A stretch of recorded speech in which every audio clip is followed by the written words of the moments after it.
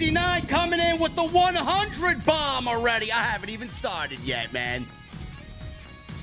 Oh, my goodness.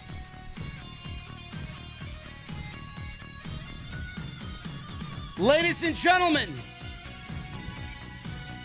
today was the second greatest day in WWE history. Last Friday was the first, the greatest day. Today was the second. Bruce Pritchard removed from Creative. In comes Paul Levesque. We talked about it. We prayed for it. We hoped for it. We talked about it on Sunday for 3 hours on Off the Script.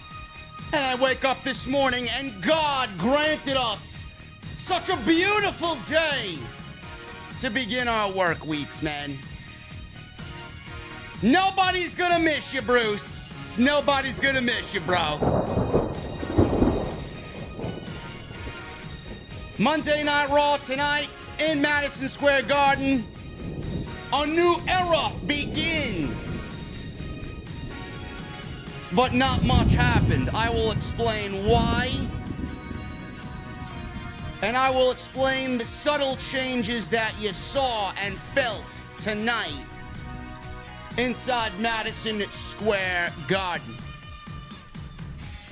Ladies and gentlemen, tonight we celebrate the demise of Bruce Pritchard. Tonight we celebrate in the OTS Beer Garden. Tonight we celebrate with our cold beverages, man, but I only got one question for you before I get the hell out of here and we begin the festivities.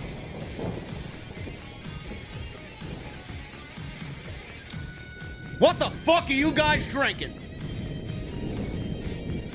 I'll see you over there.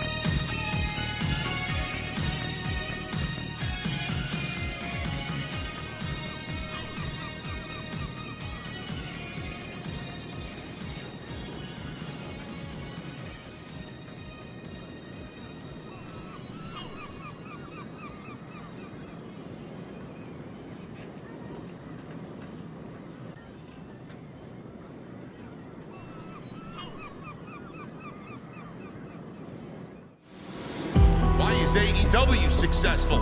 Why is Tony Khan running his promotion better than Vince McMahon and Bruce Pritchard are running Monday night and Friday night? Long-term booking.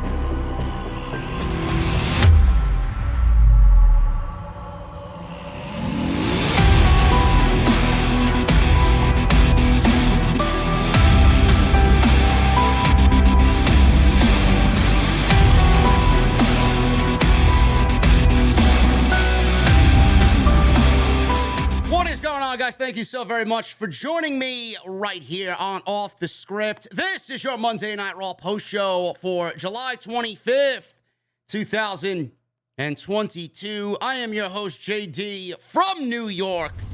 As always, coming to you from the OTS Beer Garden. Thank you guys so very much for joining me on your Monday evenings, wherever you may be. Shout out to PW Elite Fan 99 with the 99.99 super chat already before we even get the festivities and the celebration underway. Thank you so much, brother. We will read all the super chats at the end of the show. I mentioned on Sunday night when we were live with Off the Script, episode 437. If you guys missed last night's show, go and check it out. Probably the best podcast I did all year. Probably the most important podcast that I did all year.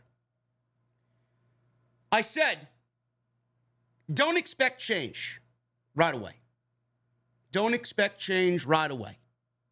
It's going to take a little bit of time to really drain the swamp, the poison that has infested WWE over the last 40 years.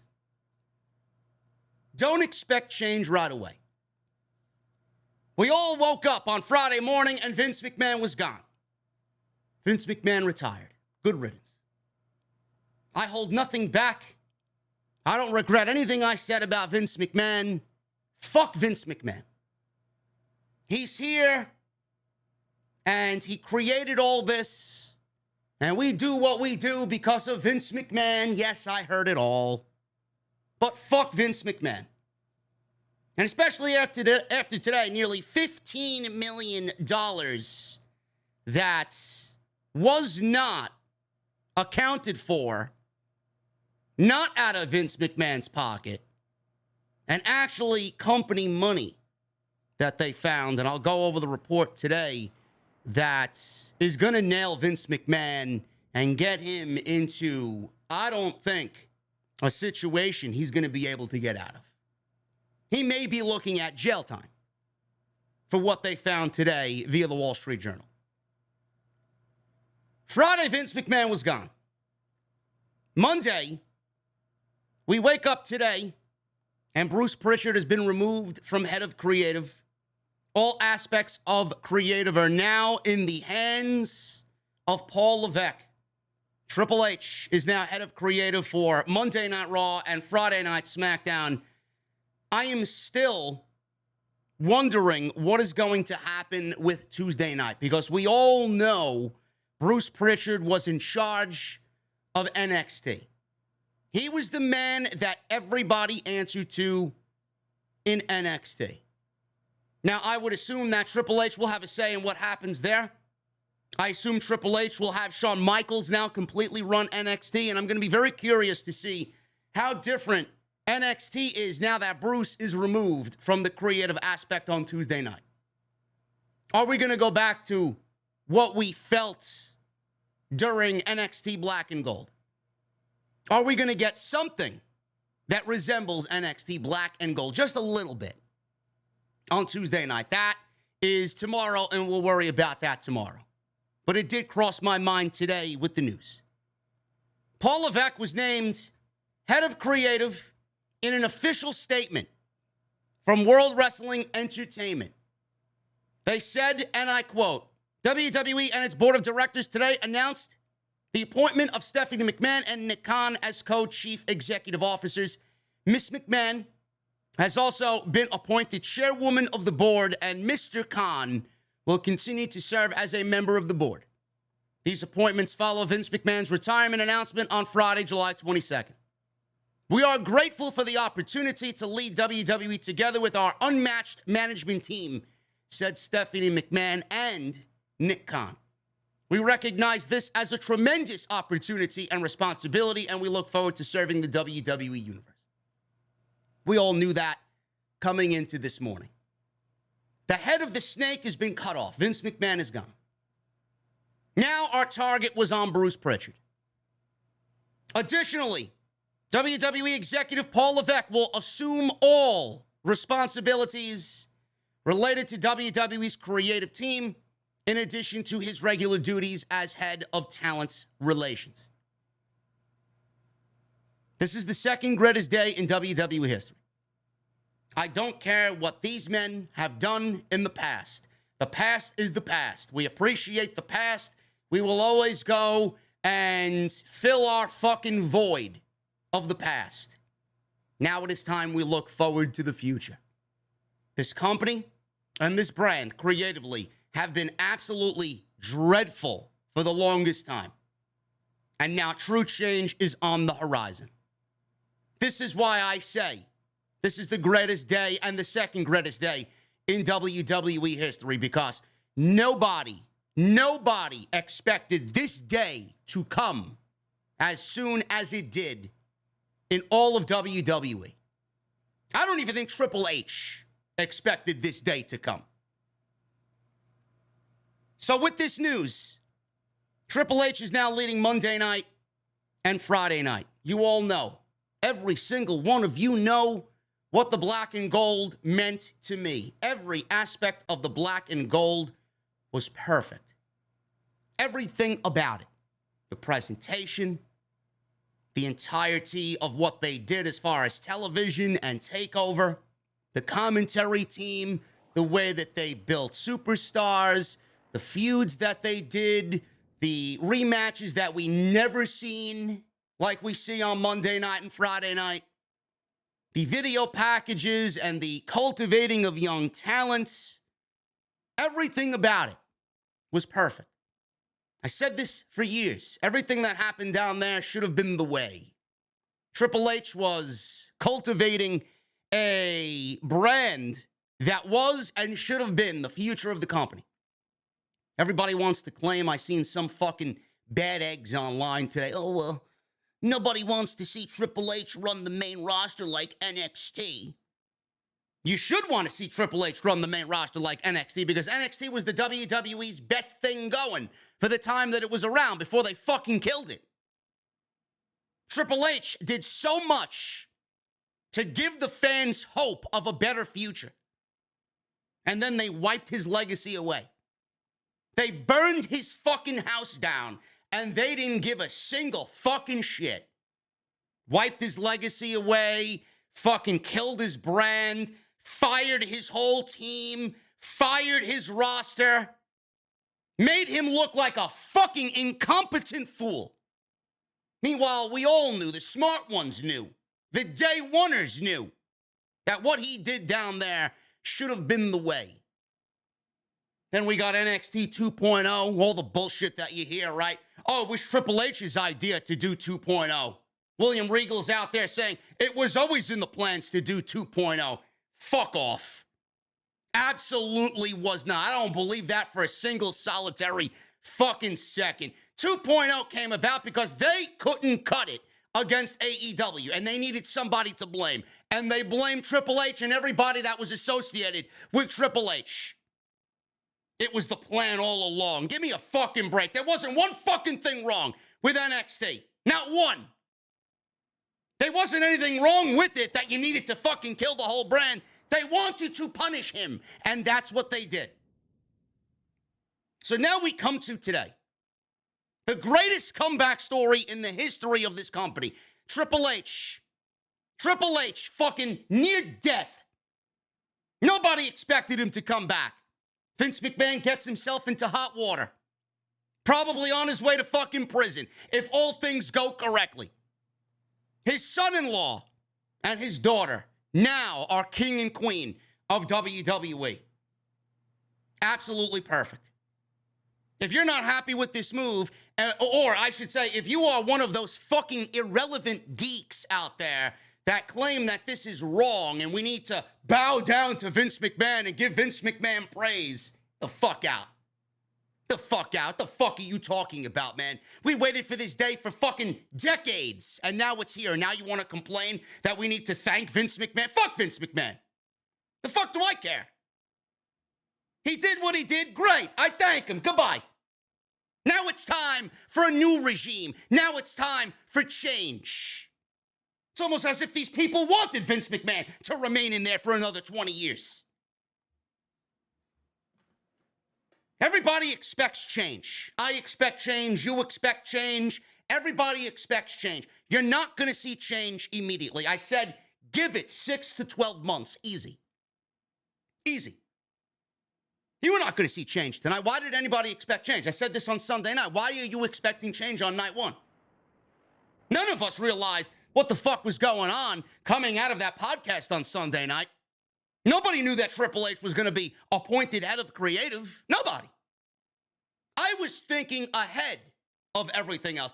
This is what needs to be done. This needs to be here, and he needs to be over here, and Stephanie needs to do this, and Triple H needs to go over here. We were talking about where the proper pieces of the puzzle need to be. So now with him in there, now things are a little bit more clear. Bruce is gone. He's not fired, not yet, hopefully soon. But Bruce now is answering to Paul Levesque. And Triple H is answering to Stephanie McMahon, which is going to be a power couple, and they are going to do what's best for business. Nobody should be expecting change. The reason why you are not expecting change on night one is because, A, this show was probably already in the can before Triple H even took over. I don't know how much he could have did on the afternoon of this morning, or on the afternoon or this morning, to get ready for Monday Night Raw. I don't know what you expect of him on the day of the show. Number two, SummerSlam was already booked and ready to go this Saturday. The fucking cookies were in the oven already. All they needed to do was take out the cookies. That's it. They were pretty much baked and ready to go and to be served. So what do you expect Triple H to do on a go-home show right before SummerSlam? If you expect a change tonight, you're a fool. But change is coming. And change was felt tonight. Little things here and there, you felt change. Now, I don't know about you guys, but when I watched tonight's show, I went into it with excitement. I went into it with excitement, not for Monday Night Raw, but for the hope of potential change. That's where my excitement came from. You felt it in the air. It was a different vibe. The show was mid. The show was a run-of-the-mill, ordinary Monday Night Raw with a sprinkle of, oh, wow, I see what they did there. Vince McMahon wouldn't have did that. Oh, I see what they did. They're watching TV in the back like normal fucking human beings. Oh, I see what they did there. I'm seeing the continuity that Triple H was known for in NXT. Oh, I see what Triple H is doing. We got longer matches tonight. We got pro wrestling tonight. On top of the sports entertainment bullshit. It was a very run-of-the-mill episode. But it was a run-of-the-mill episode that I watched with clearer eyes. I watched with clearer eyes because Vince McMahon's not there anymore. Bruce Pritchard's not in control anymore. So I am going into it with a little bit of optimism. That's new. And that's exciting. It's amazing what a little bit of optimism is going to do for a lot of people watching this show. Now, if this was Vince McMahon and Bruce Pritchard, I would have been ready to go, all fucking guns blazing, ready to shit on this fucking show, because you know what you were going to get. You were going to get a 24/7 title segment. You would have got a 90-second Alexa Bliss match. You would have got fucking the same shit that you got every fucking week. And we did get some of that tonight, but it felt different. It felt different. Things flowed nicely. Things bled into one another nicely, segment after segment after segment after segment. And it sounded like we got some promos that were a little off the cuff. Now, yes, it was Roman Reigns, and yes, it was Paul Heyman, but the liberties that Triple H and management allowed Roman Reigns and Paul Heyman to go out there and do and say, honestly, thinking back to what we just witnessed on Friday, it may be a little premature in some of the things that they were allowed to say. But Triple H was holding nothing back. He wanted to know who the fucking new king and queen were in the WWE, and I greatly appreciate that. You're not going to get change going into a fucking SummerSlam show on the go-home show. We may not even get change going into Clash at the Castle, but it's going to be a little bit more apparent going into Cardiff. You're going to get change when things normalize and we get the ball rolling week after week after week after week. Right now, there's not really any expectation for change to be coming. But if they do the little things and correct the little things that have been such an eyesore on this show and with the WWE product, I will take that for the time being because it presents itself to leading to something bigger and better. I have a laundry list of things I want to see fucking changed. I talked about it on Twitter today. WWE banning certain words, that's got to go. WWE opening up the lines of communication backstage the way Triple H did it in NXT. That needs to be the new way of life. And I'll talk about that in a second. Because that seems to be the big thing in the backstage meeting that Triple H held today with all of the roster. Making sure the mid-card titles, the IC title, and the US title are brought back to prominence and have some level of prestige to them.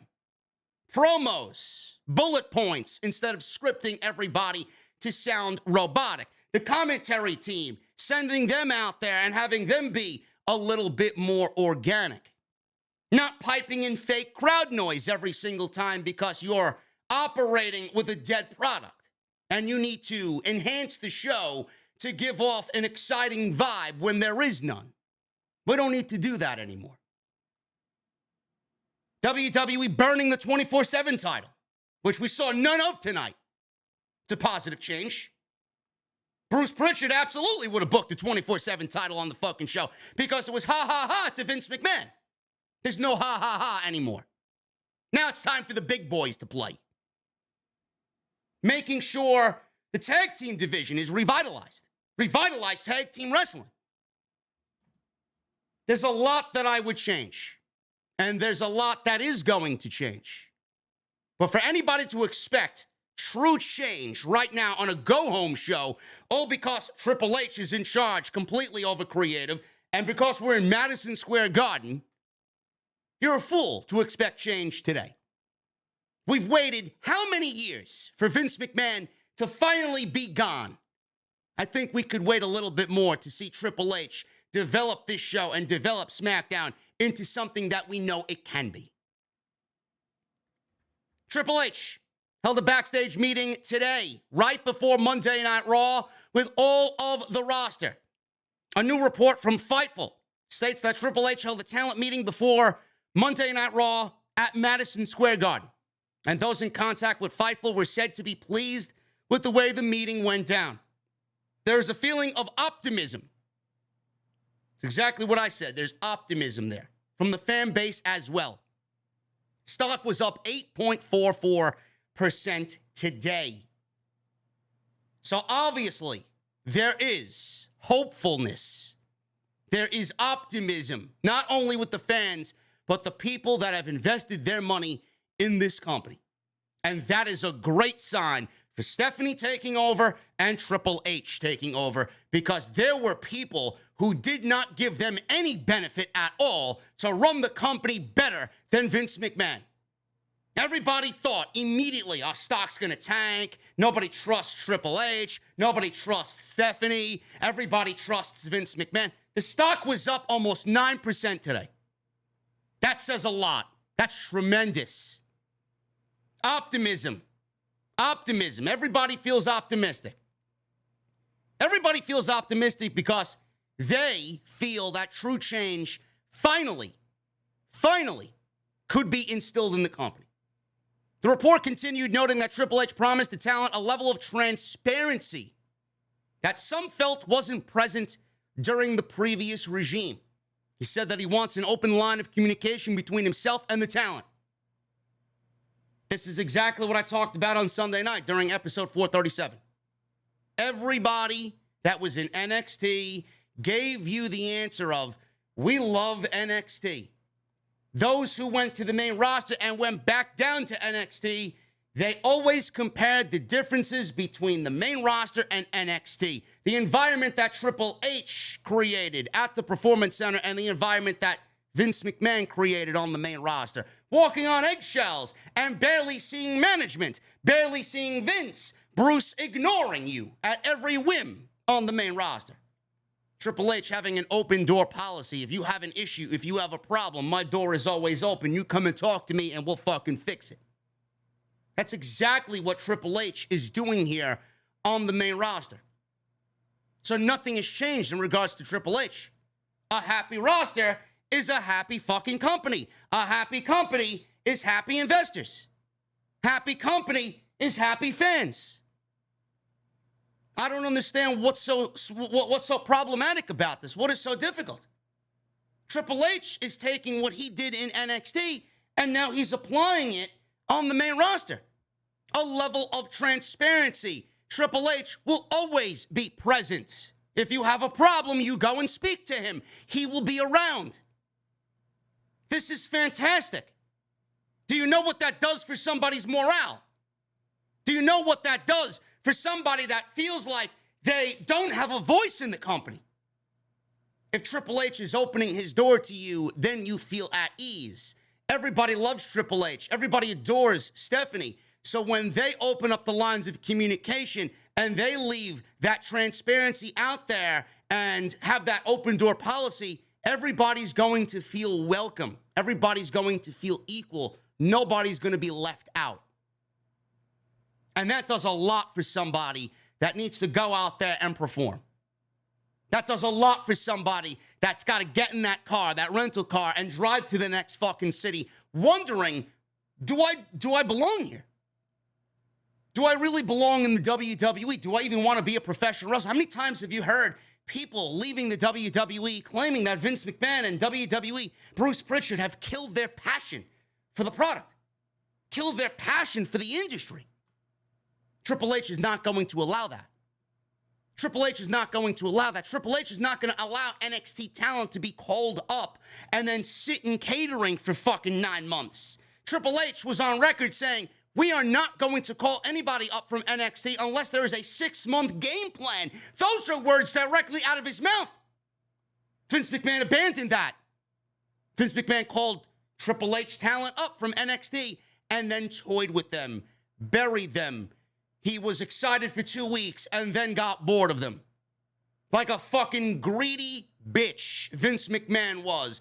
Like a fucking self-entitled child. He played with the toys and he got bored with them and he put them back on his toy shelf, robbing his younger sibling of the joy of playing with those toys just a little bit longer. That was the mentality that Triple H in NXT developed, and that's the mentality that Vince McMahon developed with Bruce Pritchard on the main roster. They hated pro wrestling. Triple H loves pro wrestling. Triple H knows that he did this better than anybody in NXT Black and Gold, and now he's ready to prove it all over again on the main roster with a bigger budget and with that main roster talent. And now he's got the NXT talent, the new breed at his disposal with his best friend running the show now. You could imagine when a Carmelo Hayes gets called up, when a Tony D'Angelo gets called up, when a Von Wagner gets called up, when a Bron Breakker gets called up. Now we don't have to worry about a Santos Escobar getting called up. We know that someone like that will be in great hands with Triple H. This is going to be fantastic. All of those worries that you and I had are going to go away eventually. When we get to that point, you're not going to have to worry about it anymore. This is unbelievable. Triple H also made it clear that he wants work to be fun. Who would have thought? There's fun to be had in pro wrestling, not under Vince McMahon, but under Triple H. Yes, you come to work to obviously be professional and do work, but I also want it to be fun. The report continued, noting that Triple H promised the talent a level of transparency that some felt wasn't around during the previous regime. He said he wants an open line of communication between himself and the talent. In recent years, it's become common to have to wait hours to speak to Vince McMahon, and FaceTime with the former CEO was said to be dwindling. According to Fightful, also, the general consensus with the roster was that the meeting was positive. This is absolutely unbelievable. Everything that I'm telling you is unbelievable. This is hope. This is true fucking growth of the company. For so many years, I've had people tell me, oh, JD only hate watches. JD is so negative. I don't know why he watches something that he generally hates every week. It deserved to be hated. It deserved to be shit on. It deserved to be criticized. Today was the first day in years I watched Monday Night Raw with a sense of optimism. Tonight was the first time in years that my friends who have stopped watching WWE watched with a sense of optimism. Watched because Triple H took over, and watched because Vince McMahon is gone. What does that tell you? I'm not the only one. I posted on Twitter, greatest day in WWE history on Friday, went viral, 6,000 likes. I said the same thing today, second best day in WWE history, with Bruce Prichard being demoted, 6,000 likes. The likes and the retention on those tweets are more than people's videos in the fucking community that are outwardly against what we're seeing. That's a beautiful thing. I never hate watched because it got me views and it got me clicks and it got me fucking growth on the channel. I didn't do it because it was fucking cool. I don't do it because it's fake rage. I do it because I always remained hopeful. I did it because I always remained hopeful that we would see this day. If I gave up watching the product and a day like this occurred, I would have felt terrible that I missed out. And to be honest, I quite enjoy being right most of the time. This is what we all live for. This is what I built the fucking podcast on. This, today, Friday. Now we can get to work. Now the real work begins. And now the hope and the optimism is all going to pay off. If I stopped watching all of that hope and optimism when I know things get better, it wouldn't feel as it wouldn't feel the same satisfaction. I wouldn't get the same satisfaction out of it. I wouldn't be as satisfied. Now that we got ourselves through the fucking bullshit and years and years and years of just trying to be hopeful and being disappointed, now the opportunity for real change is upon us, and it's going to taste fucking great. Victory tastes great. Vince McMahon is gone. Bruce Prichard is on his way out. John Laurinaitis is gone. And the only one that needs to be gone is Kevin Dunn. Get him the fuck out. This is unbelievable. And if you're not here for the fucking ride, I don't want you here. Triple H is going to take this company into the future, and the WWE that we all wanted is going to be here sooner rather than later. And if you're not with that, go watch something else. Because now it's my fucking time to sit here and review something and talk about something that I knew was there. It's going to be awesome. We're going to go over the show tonight. And we're going to go over the damning story that was released today by the Wall Street Journal in regards to Vince McMahon. But I want to thank you guys very much for joining me right here on Off the Script, man. Quickly, follow me on social media at JDfromNY206. That's Twitter, Instagram, TikTok, and Cameo. Links are down below in the description. Go and check out my immediate reaction to Triple H being announced as head of creative this morning. Extra uploaded on the channel. Go and check last night's tremendous podcast. Episode 437. We were live for 3 hours. We talked about it all. Probably the biggest podcast that I've done in years. Because this was the biggest story in WWE. So go check that out. It's all on the homepage right now if you missed any of it. And I'll be live tomorrow night with NXT. We're going to see what happens. NXT's a little bit more of a different beast. They don't really have takeovers anymore.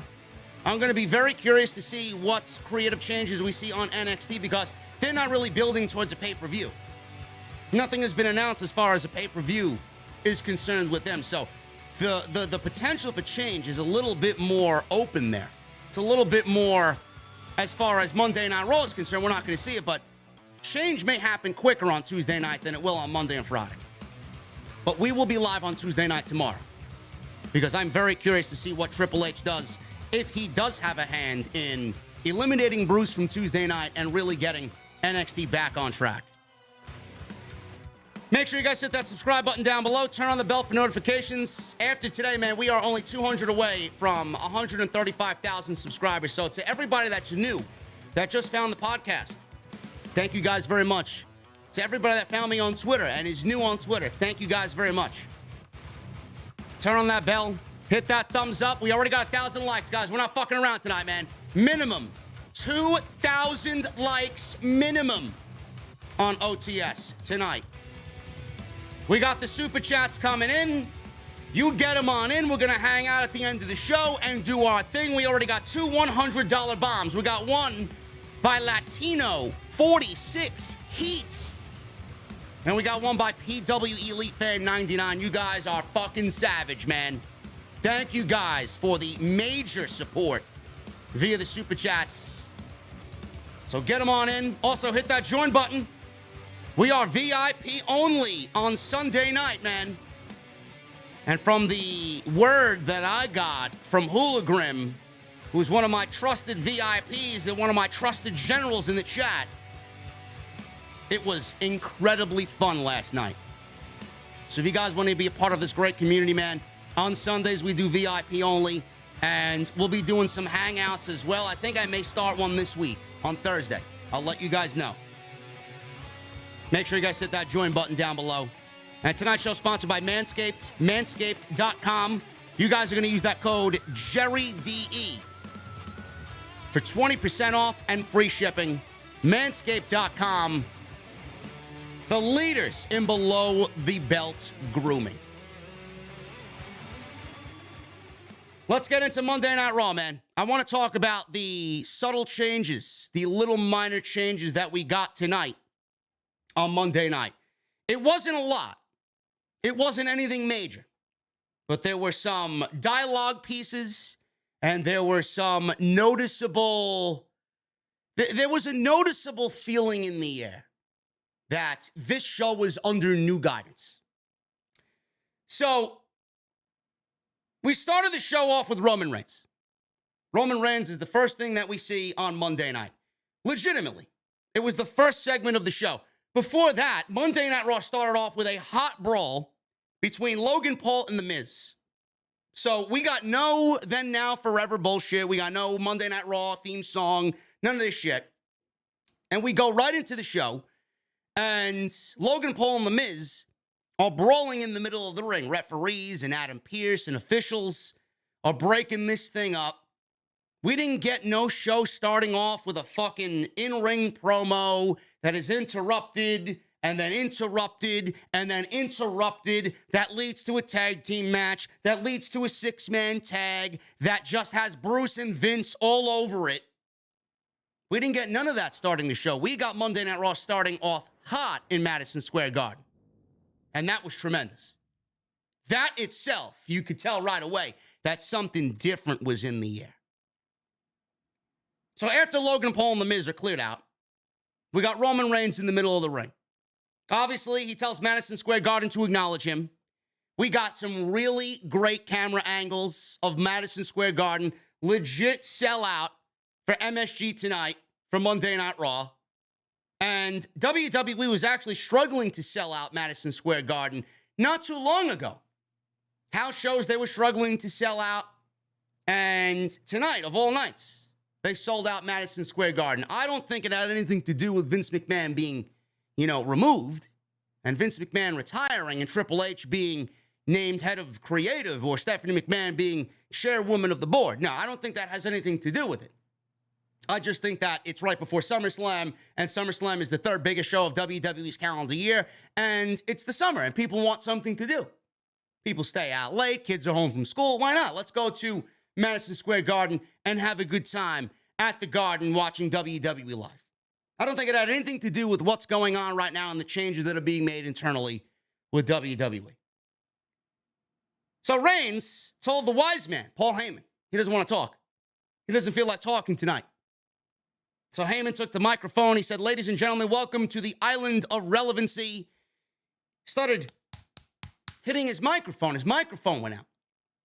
And I thought this was something that he was kind of embellishing. I didn't really think the microphone went out, but apparently it did.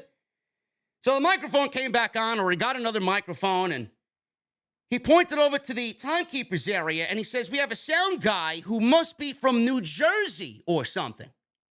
I want your name written down, or you are the next one that's going to be out the door.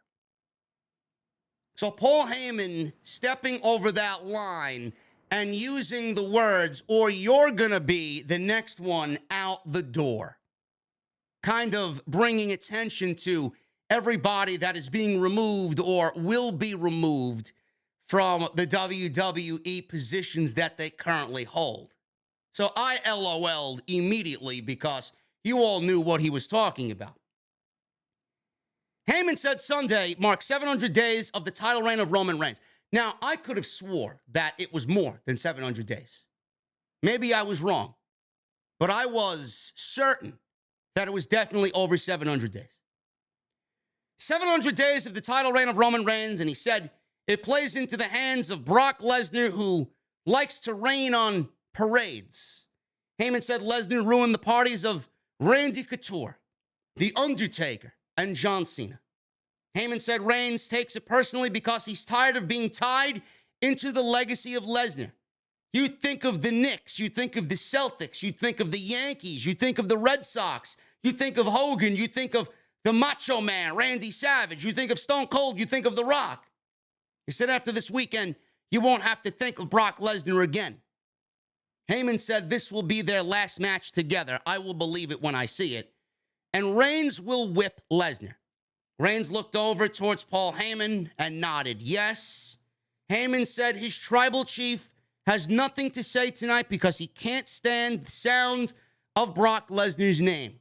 He said after SummerSlam, Lesnar won't be able to stand at all.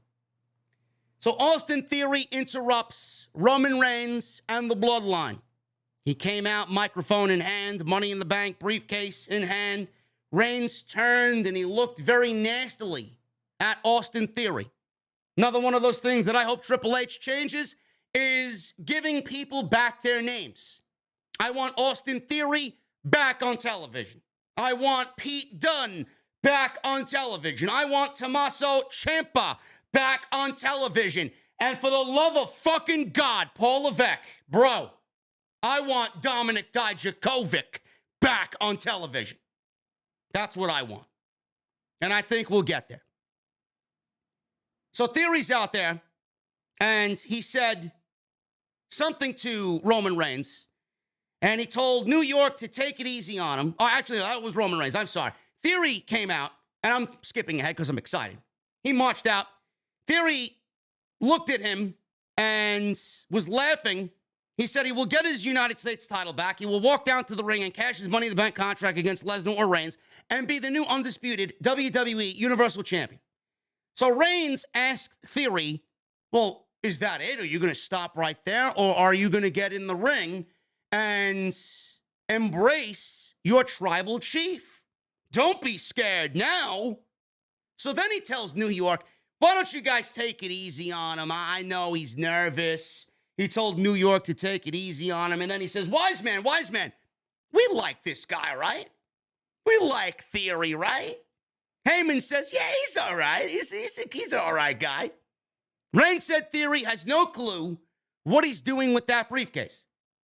He said Theory needs a wise man for himself, someone to counsel him. Reigns volunteered to be that guy. He told Theory to look around and analyze the situation.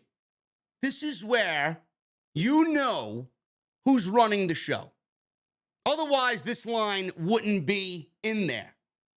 Now, I know Paul Heyman probably goes over what he's going to say with Roman Reigns and vice versa. And I'm sure Paul Heyman has to get it approved by Triple H and has to get it approved by Stephanie McMahon. He told Austin Theory, I need you to look around and analyze the situation that you're in right now. Your daddy is not here anymore. Your daddy is not here anymore. Who's your daddy? Chants started ringing out in Madison Square Garden. And everybody oohed and awed. The Usos laughed in the background. Reigns says, "This is my ring." Fans began chanting "Daddy" again, which Roman Reigns acknowledged. Who's your daddy? Who's your daddy? Reigns said if Theory keeps messing up, the tribal chief is going to be his new daddy. This was incredible. That was the way the segment ended. Reigns completely owned Austin Theory in this opening segment. There was nothing that Austin Theory could do or say to come back from what Paul Heyman and Roman Reigns did and said to Austin Theory. Triple H wanted you to know that he was going into this not with real change on the horizon yet, but he wanted to establish on night one, if there was anything that Triple H had on the list of priorities, it was, I am going to establish to the viewing audience, in case they don't know, and I'm going to establish to the people that paid their good money to sit here inside Madison Square Garden, I'm going to establish who the fuck is in charge of this show. And that's exactly what was done with that line. I need you to analyze the situation. Your daddy is not here anymore. Tremendous. Easily one of the best lines of the entire year. Absolutely great. So we go to commercial break. And Theory's in the ring when we get back from commercial break. He said he was formally introduced by the ring announcer the way he should be, like he deserves. All of a sudden, Drew McIntyre walked out, and Graves said, he don't even go here. No knowledge of a brand split. No recollection of a brand split. No idea of a brand split in sight. Drew McIntyre shows up from SmackDown on Monday Night Raw to wrestle Austin Theory. I'm fine with that. One of the things that I would have Triple H do if he gets approval from the networks is end the fucking brand split. I don't know how likely that is. I don't even know if Vince McMahon pushed for something like that. But I think the brand split, if we're going to be as lenient as we are with it, and there's no explanation about it, which I know is not really like Triple H. Triple H is very meticulous about what he does. Triple H is very detailed in what he does. I don't think Triple H is going to go out there and leave those types of details just for us to figure out on our own. He's not Bruce Pritchard. He doesn't leave logic gaps all over the fucking place for you to step in and fucking never recover from. So if you're going to end the brand split, just end the fucking brand split. Or if you're going to pretend that there is no brand split, just fucking end it. The shows would be better off for it. I've said this for years. So we got Drew McIntyre over from SmackDown on Monday Night Raw, wrestling Austin Theory in the opening match. These two had a good match. Too many commercial breaks, but it was a good match. McIntyre, and if you guys want to know, Kevin Dunn is still in charge because there were a lot of rapid-fire camera cuts in this match.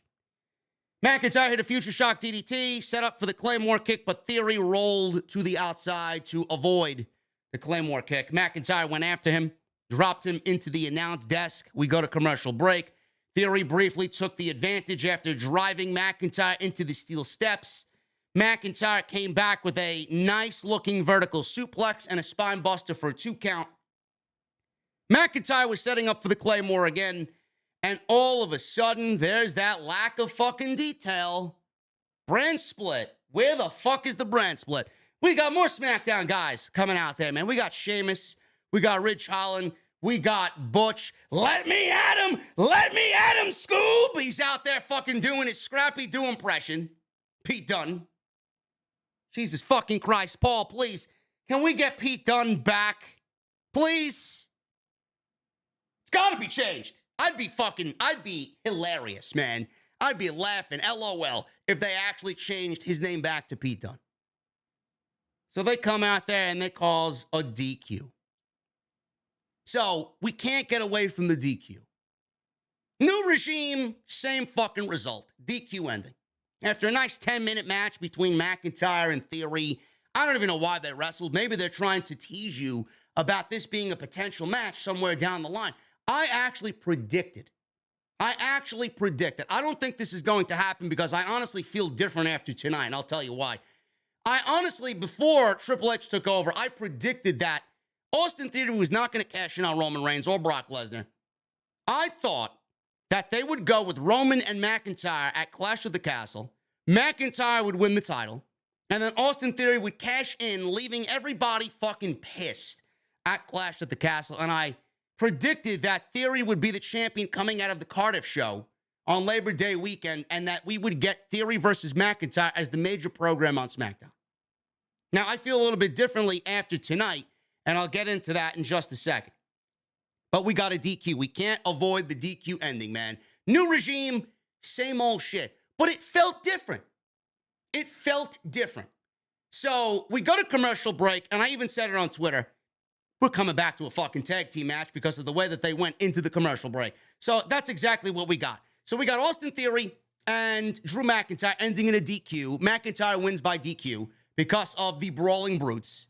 We go to commercial break. We come back from commercial break, and we get McIntyre and Bobby Lashley against Austin Theory and Sheamus in a tag team match.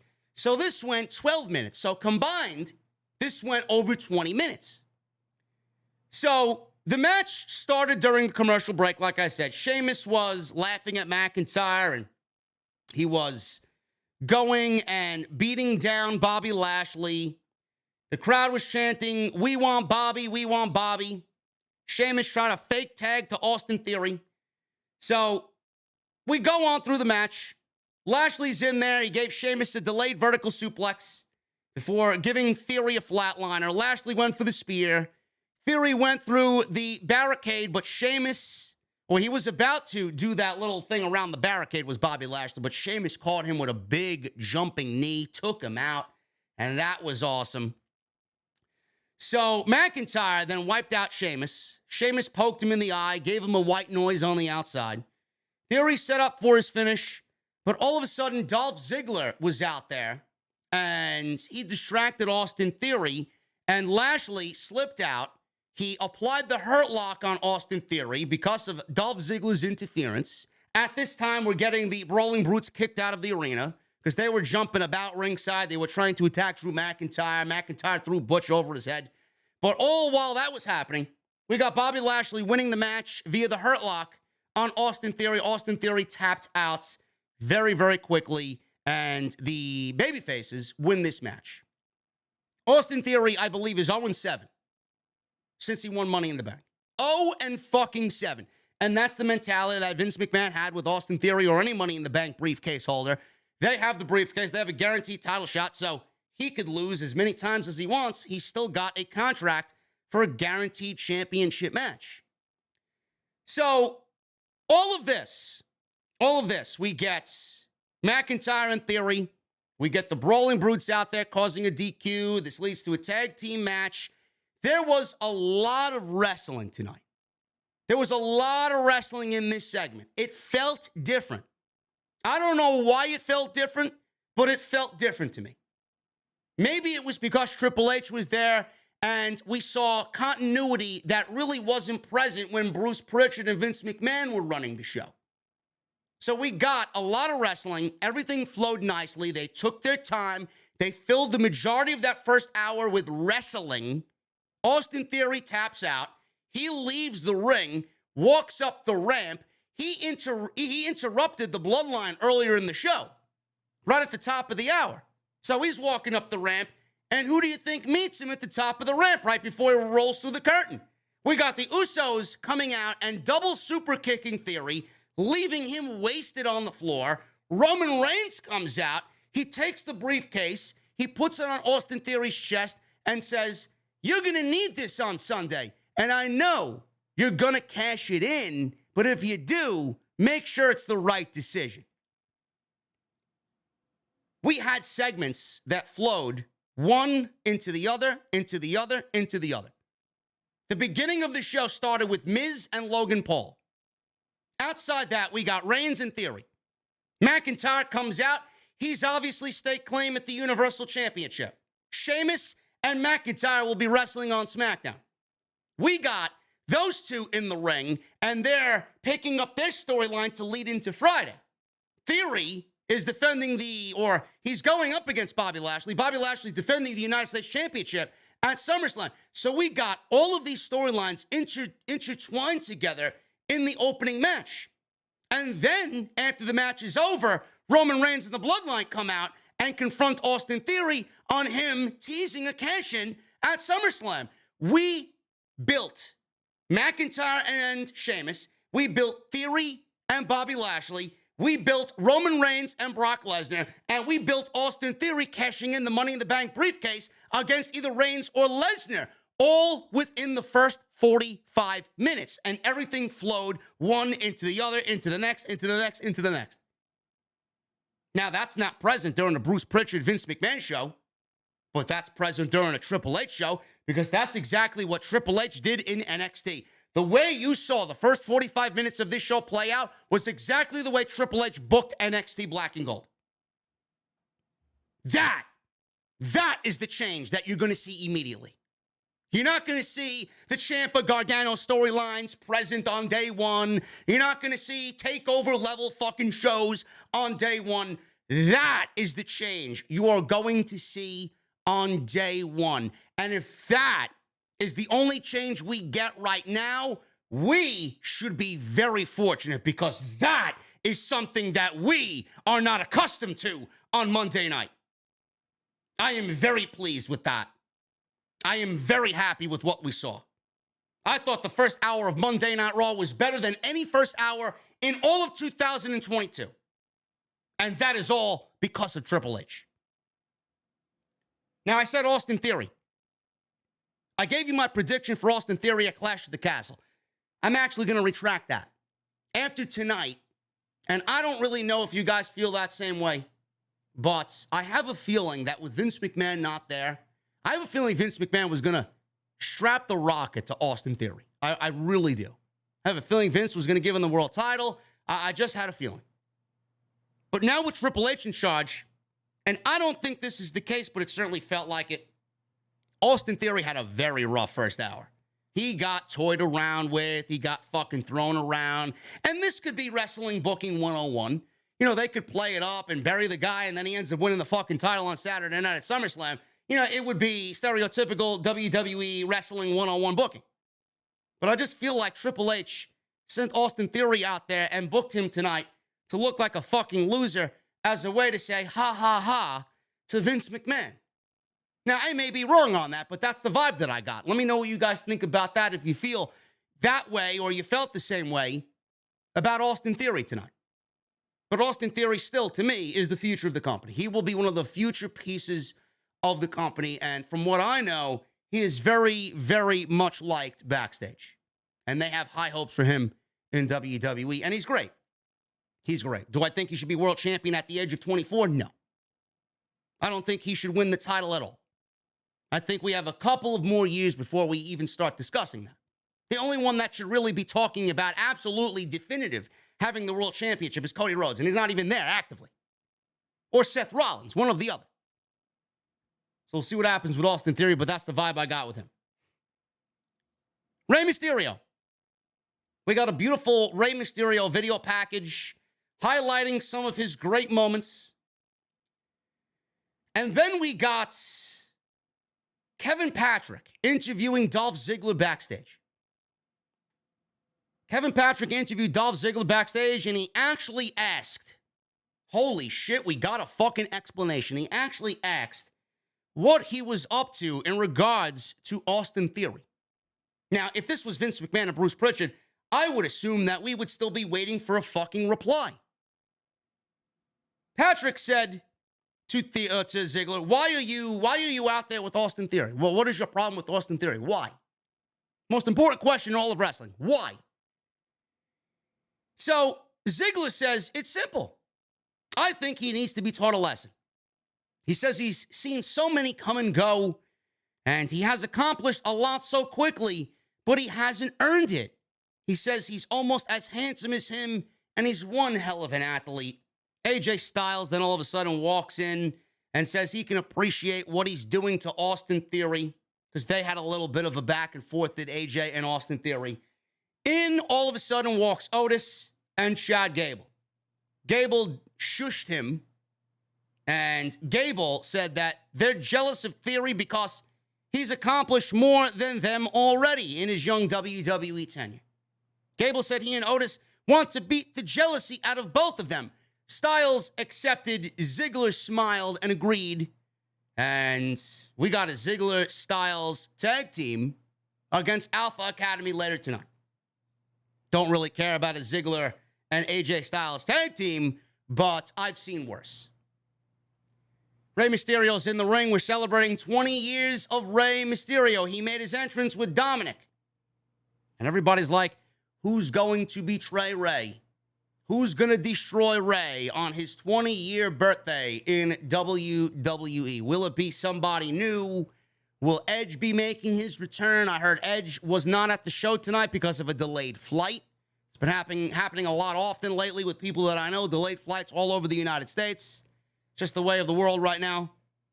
So Edge had a delayed flight. I'm not sure if he was actually factored into anything here with Judgment Day. People were like, oh, Dominik, his own son, is going to turn on Rey Mysterio. I'll get to that in a second. Rey talked about getting his start in wrestling at age 14. He said he never dreamed he'd travel the world and make money and create legendary rivalries for each and every one of us to enjoy. He said guys his size back then weren't part of the business. He said he broke the blueprint of what a superstar should look like. He says as a smaller guy and a damn proud Latino, he became world champion at WrestleMania 22. He says he's made a lot of friends along the way who helped pave the road for him in his career. He brought up Dean Malenko, Conan, Batista, Kurt Angle, Edge, Eddie Guerrero. And he says he misses Eddie Guerrero every single day, and he knows Eddie is watching over him and everybody. Rey thanked the fans for all their love and support. He said being able to live this career and life with his family means the world to him. Fans chanted, "You deserve it." He talked about his wife and his daughter watching backstage, and we saw Rey's family there backstage at Madison Square Garden, and I could not believe what I saw.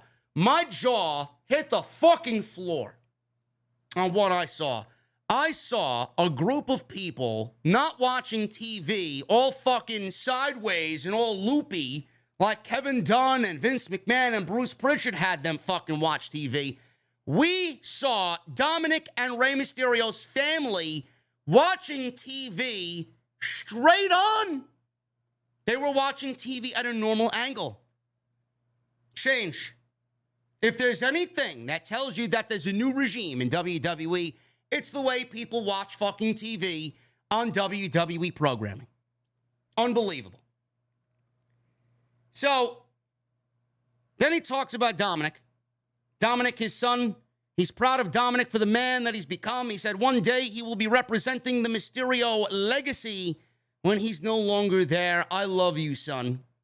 Rey thanked the WWE Universe for accepting him and always rolling with the Mysterios.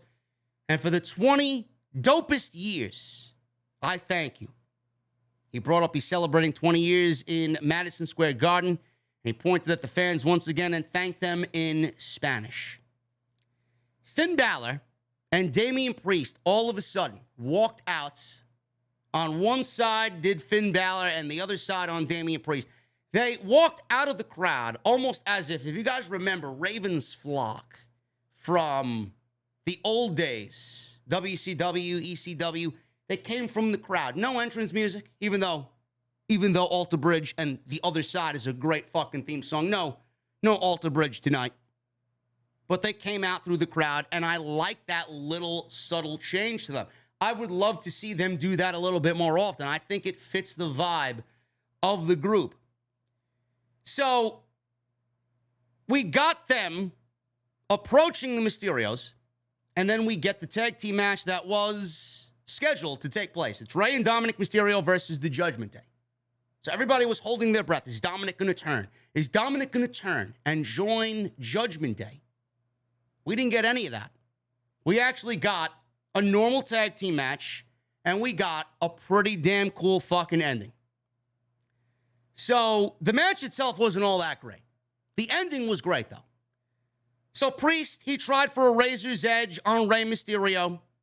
Rey brought him down with a Hurricane Rana. Rey set up for the 619. Balor made a blind tag and took out Rey with a vicious clothesline. Balor followed with a shotgun dropkick, coup de grace, and Dominik broke up the cover off Balor's finishing move. Balor tried the Eddie Guerrero trick by chucking the chair at Rey Mysterio, taking a bump, thinking that the referee would see Rey holding the chair. The thing is, the referee never turned her back. Dominik had the referee distracted. This was smart. Dominik showing more smarts in the Triple H regime than he ever has in the Vince McMahon regime. He kept the referee's attention. So when Dominik was holding up the referee, Rey chucked the chair back at Balor, and he took a bump, just like he did a couple weeks ago. Balor pleaded with the ref, no, I didn't hit him. It's not what you see. Rey then dropped both members of Judgment Day on the ropes. They both hit double 619s. Rey gave Balor an Eddie Guerrero frog splash, 1, 2, 3, and the crowd popped big for the Mysterios getting the victory in Madison Square Garden. Finish was a thumbs up. I thought the finish was great. And I'm surprised that WWE kept it wholesome. Everybody was expecting Dominik Mysterio to turn on Rey Mysterio on his 20th birthday in WWE. How could he? The bastard son, Dominik Mysterio. We got nothing. Everything was just the way that it should be. Family, friendly, and wholesome. Mysterios get the victory. So we go into the back, and Rey is celebrating with his family, and somebody's pouring champagne, and Rey takes a shot of Patron, and Rey, after drinking the Patron, Rey's daughter, Aaliyah, gave him a gift box. Rey revealed a hot pink Rey mask and the outfit which he said was from the 1997 Halloween Havoc. He asked her where she found it. She said she had to do a little digging. I'd be curious to know where she found that outfit. All of a sudden, we see a returning Rhea Ripley who crashed the party. Dominik told her it's a special night and there's no reason for you to be here. Rey's daughter, Aaliyah, then got in the face of Rhea Ripley and told her to get out. So Ripley shoved her and then took Dominik and dragged Dominik by his hair through the doorway and into the hallway. Rey chased after them, and he was ambushed by both Damian Priest and Finn Balor. Balor dragged Rey away. Priest powerbombed Rey onto a table backstage, and all of Judgment Day is ha, ha, ha, laughing that they ruined Rey Mysterio's party. So Ripley's back. That's great. I'm glad she's cleared and she's back. And now after this Becky Lynch fiasco and Bianca Belair, we could get Rhea Ripley getting a title shot against Bianca Belair, hopefully, if she retains the title at SummerSlam, which I do think will be the case. Other than that, Rey Mysterio he's out there injured. He got ambushed. And there is the angle that I was expecting. It was a little too wholesome for the Mysterios to just go into Madison Square Garden and win, and then nothing happened, and then just celebrate, nothing happened. Judgment Day crashed their party, and that was pretty much it. This is all obviously leading to something at SummerSlam. Bianca Belair, she made her ring entrance smiling and twirling her braids. She was happy to be in New York City. So Becky Lynch came out, and she's walking down the aisle. She looks absolutely fucking ridiculous, does Becky Lynch. The little hobbits is more precious. Thank God we didn't get Becky Lynch cutting much of a promo here tonight. Somebody in WWE answered our prayers. Becky Lynch is terrible on the microphone, and she looks downright atrocious. She really does. I don't know who thinks that she's fashion forward. She looks ridiculous. She does. So Bianca Belair said, girl, nah,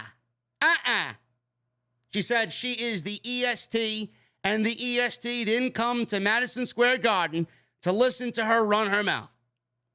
She continued to speed talk over Becky Lynch every time Becky Lynch tried to get a word in, and she used her catchphrases in different ways to kind of get under Becky Lynch's skin. So they started talking over each other, and Becky hit Belair all of a sudden, tackled Belair down to the ground, and they had a big brawl on the outside. Another big brawl broken up by WWE officials. Triple H loves his brawls, man. Triple H loved his brawls in NXT, and we got three brawls tonight on Monday night within the first hour and 20 minutes.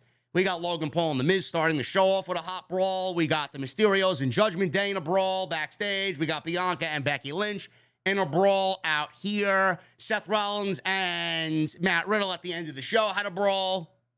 A lot of brawls on Monday Night Raw, man. Triple H loves his brawls. So the referees pulled them apart, and that was pretty much all that we saw of Becky Lynch and Bianca Belair. They are going into this match, in my honest opinion, very cold. I don't think Bianca Belair is losing that championship. She should not lose that championship at SummerSlam.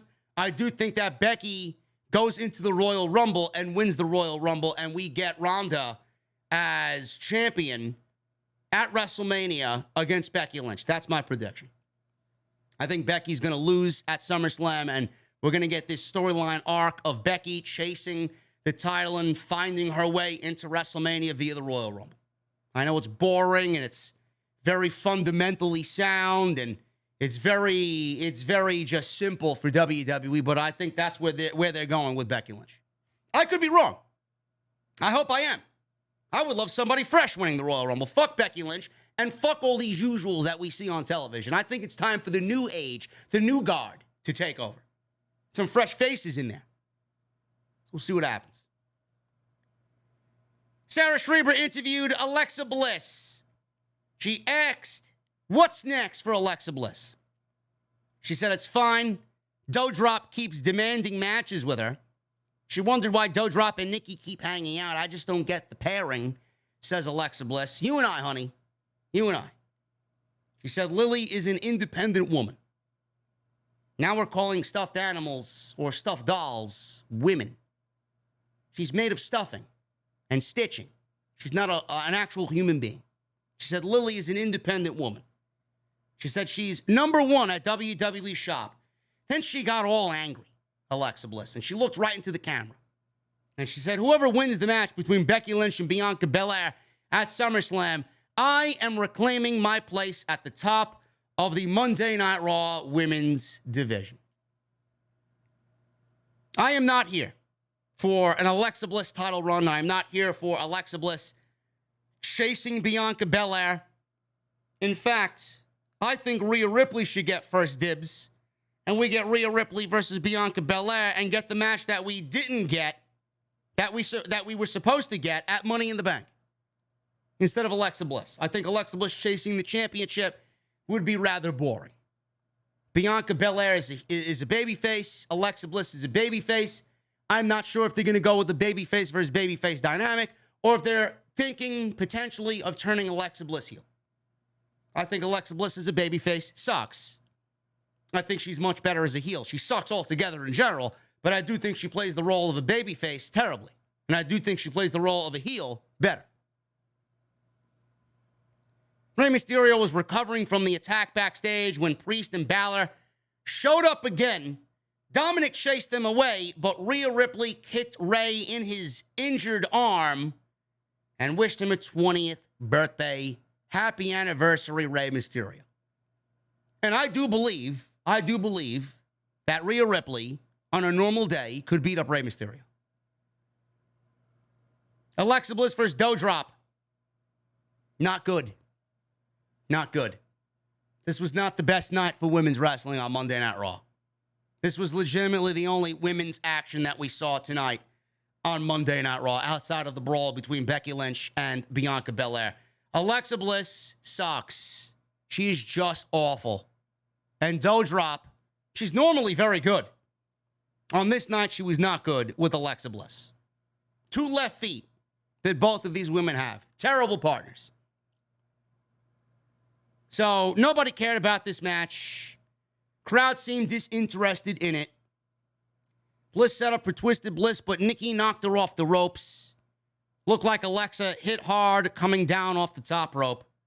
Bliss countered a DoughDrop power slam into a DDT, which looked weak.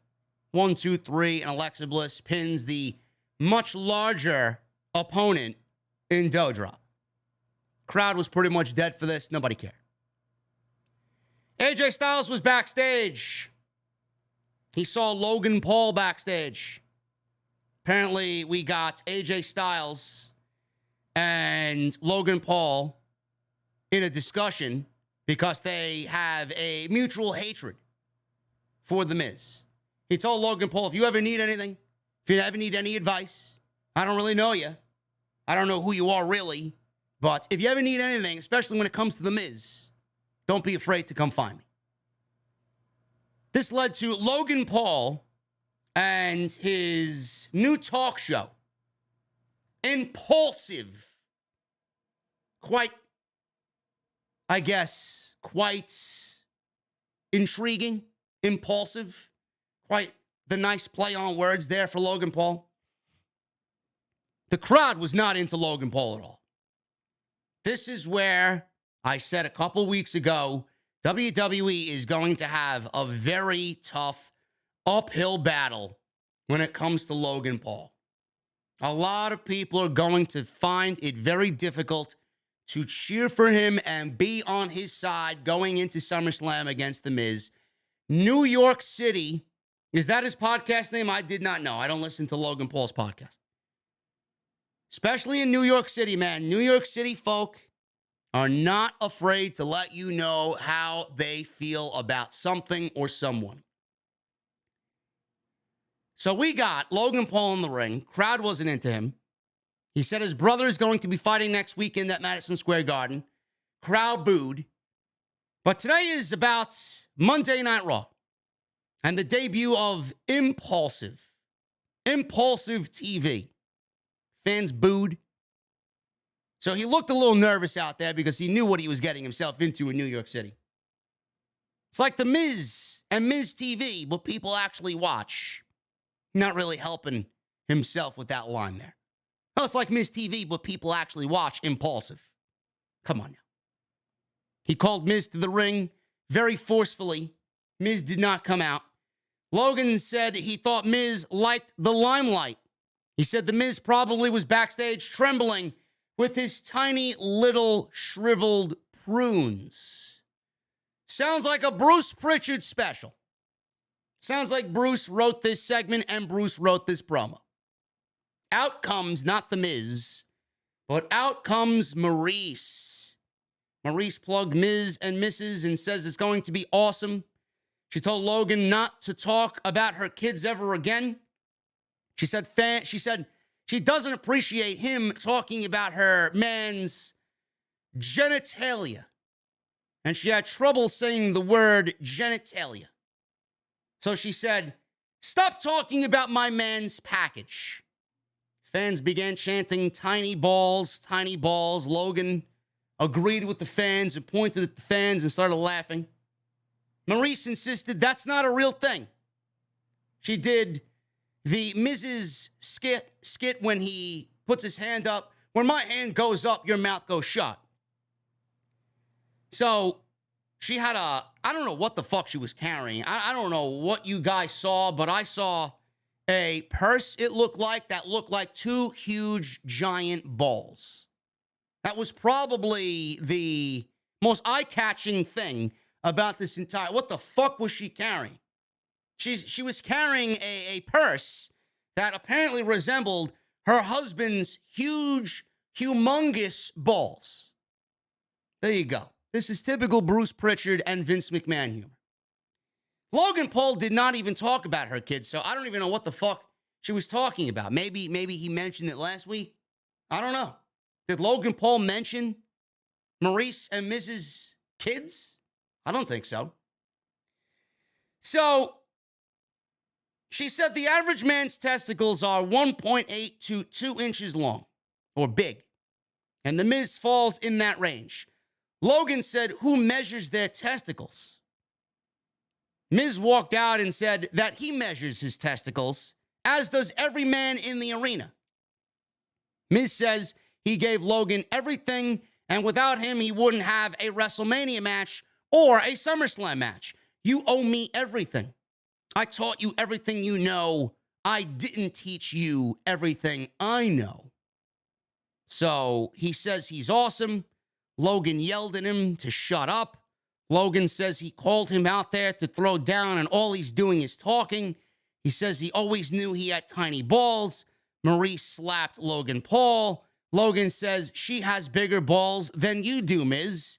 Ciampa from behind then attacks Logan. Logan got the better of him and then tackled Miz. Ciampa attacked Logan, and Miz and Logan were in the ring, and Miz gave him a skull-crushing finale. Miz and Ciampa stood tall. This segment was rough. This was probably the worst thing on the entire show. WWE is going to have a very difficult time, and it's not only going to be present with The Miz. They're going to have a very, very difficult time getting Logan Paul over as a babyface. It's not going to work. It's not going to work. WWE would have been better off, instead of doing Logan Paul versus The Miz, where I know he's going to get booed out of Nashville. I know it. Miz is going to be a babyface at SummerSlam. Maybe Logan Paul does something out of this world that really gets the fans on his side. I don't know. The pay-per-view crowds are a lot different than a generic Monday Night Raw crowd. But WWE would have probably had a better time, and it probably would have been in their best interest to do something along the lines of Miz and Ciampa versus AJ Styles and Logan Paul. Being that we had AJ feuding with The Miz for a little bit, not really much of anything there, but it was present on Monday Night Raw. AJ Styles made himself present during Logan Paul's backstage segment tonight. Logan Paul teaming with AJ would have looked good for Logan Paul because nobody's going to be out there booing AJ Styles. So that would have looked good if you're Logan Paul. And that would have been a tremendous match because it would have gotten Ciampa on the SummerSlam card in a pro wrestling capacity. And it would have taken the load off of Logan Paul to do a full-fledged match. Now, I know it would have been the same thing as what we saw at WrestleMania, but this entire card is very reminiscent of WrestleMania. But I think that's something that they should have done. AJ and Logan versus Ciampa and Miz. But instead, we're getting the one-on-one match between Miz and Logan Paul. And I'm afraid that Logan Paul is going to get booed out of the fucking building. And AJ doesn't have a SummerSlam match. Kevin Patrick interviewed the Street Profits. Usos were there as well. Jeff Jarrett introduced himself as the special guest referee again. Patrick was going to ask a question, but Montez interrupted. The two teams began going back and forth and started shoving each other and yelling at each other. Jarrett told them all to shut up. He says if anyone gets out of line tonight, he'll remember it at SummerSlam. So tonight, please keep the peace. They started yelling again and raising their voices. He leaves, he comes back, and then they get quiet. Like the two brothers or the two sisters or the two siblings arguing. And then the father comes in and everybody gets quiet. That's exactly what this reminded me of. Jeff Jarrett looks to be in incredible shape, man. And I'm very curious to see what he does with Ric Flair, Andrade, and Jay Lethal at that big show on Sunday night during Ric Flair's final match. Chad Gable and Otis versus AJ Styles and Dolph Ziggler. This random tag team match put together. So, Alpha Academy was in control. Otis dropped Styles onto the barricade. Ziggler made a tag. He was quickly cut off by Otis. Gable followed with a Chaos Theory suplex. And Gable tried a moonsault, but Ziggler dodged, hit a super kick. Otis broke up the cover, so Ziggler and Styles worked together to take him out. Styles blocked a Gable suplex attempt, and Ziggler gave him a zigzag for the 1, 2, 3. No harm, no foul. 6 minutes or so tag team match. AJ and Dolph get the victory. Hopefully Triple H can revitalize tag team wrestling on the main roster. I really hope that is one of the things on the list of priorities that he's going to fix on the main roster. We got the announcers running down the SummerSlam card. We got the Mysterios and Judgment Day added to the show. So it looks like we are either going to get a Dominik heel turn on his father, or we're going to get Edge returning at SummerSlam to seek revenge on Finn Balor and Damian Priest. I could see Edge coming back and doing that instead of Dominik turning heel on Rey Mysterio, because let's be real, is a Dominik heel turn something that we want to see? Is a Dominik heel turn something that anybody is interested in? Is a Dominik Judgment Day spot something that you guys are absolutely longing for? I don't think so. I don't think so at all. I don't really care to see it whatsoever. And I'm checking the stats right now. I want to see if we are still number one in the community. Yes, we are. We are number one by almost 2,000 people. Thank you guys very, very much. The main event. We got the main event. Usos and Roman Reigns, the Bloodline, against the Street Profits and Matt Riddle. We got the typical WWE leaving the half an hour for the entire main event to breathe. This is something that they do. 10:28, the Bloodline enter. 10:31, we go to commercial break because Roman Reigns' entrance takes forever. It's the second time we've seen Roman Reigns on the show and his entrance on the show. 10:35, the Street Profits come and do their introduction. 10:36, Matt Riddle makes his way down to the ring. 10:37, the main event begins. I had one of my best friends text me, "Oh my God, we're going to get a half an hour main event. This should be great." I'm like, no, bro, we're about to get 10 minutes of fucking entrances and commercials. And then maybe get 15 minutes of a main event. 101, WWE 101 on Monday Night Raw. So this was not bad. And we seen some color in this match, man. We seen some blood in this match. Montez was beaten down badly. Badly. And there was a line in here by Corey Graves in regards to Angelo Dawkins. I said this on Sunday night. Angelo Dawkins, under the old regime, there were rumblings that they could be breaking up the Street Profits. Hopefully this is not something that is imminently going to happen under the new regime. But under the old regime, you got a sense that the Street Profits were about to break up. Everybody knows Montez Ford's going to be a breakout singles guy. Everybody is kind of under the impression that Angelo Dawkins is going to be buried in the process if he split away from Montez Ford. It's not fair to think that about Angelo Dawkins because Angelo Dawkins is good in his own right. He's not Montez, but he's very good. Corey Graves mentioned that Angelo Dawkins had this fire underneath him. This fire was lit underneath him. He's got something to prove to everybody. And he mentioned in regards to Angelo Dawkins, he doesn't want to be the Jannetty of his tag team. Everybody's talking about Angelo Dawkins being Jannetti'd, is what Corey Graves said, or something along those lines. I found that to be quite interesting, man. I don't think that would have been allowed under the old regime. I don't think that Corey Graves would have been allowed to say that if Vince McMahon and Bruce Pritchard were in charge. So I actually, you start to hear and you start to see the little subtleties, and you think, well, that's not something that I'm accustomed to hearing. Those are the little changes that you're seeing. The way the continuity felt in the opening first hour. Those segments flowing into the next, into the next, into the next, into the next. And then the Judgment Day stuff happening. The brawls that we saw happening. The one-liners by Heyman and Roman Reigns. The commentary feeling a little bit more organic. This one-liner by Corey Graves mentioning Marty Jannetty. When was the last time anybody mentioned Marty Jannetty on fucking TV? Or mentioned Marty Jannetty in a way where the marks on social media mention Marty Jannetty. Someone's got to be the HBK and somebody has got to be the Jannetty of the tag team. When did we ever get that fucking reference on Monday Night Raw? Those are the little subtle changes that you're about to see and hear.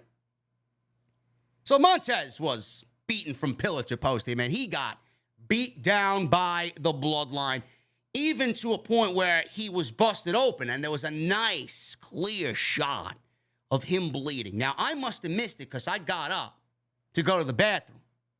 And I got up right when he got busted open. So I don't know where he got busted open. I don't know if it was under his eye or his nose.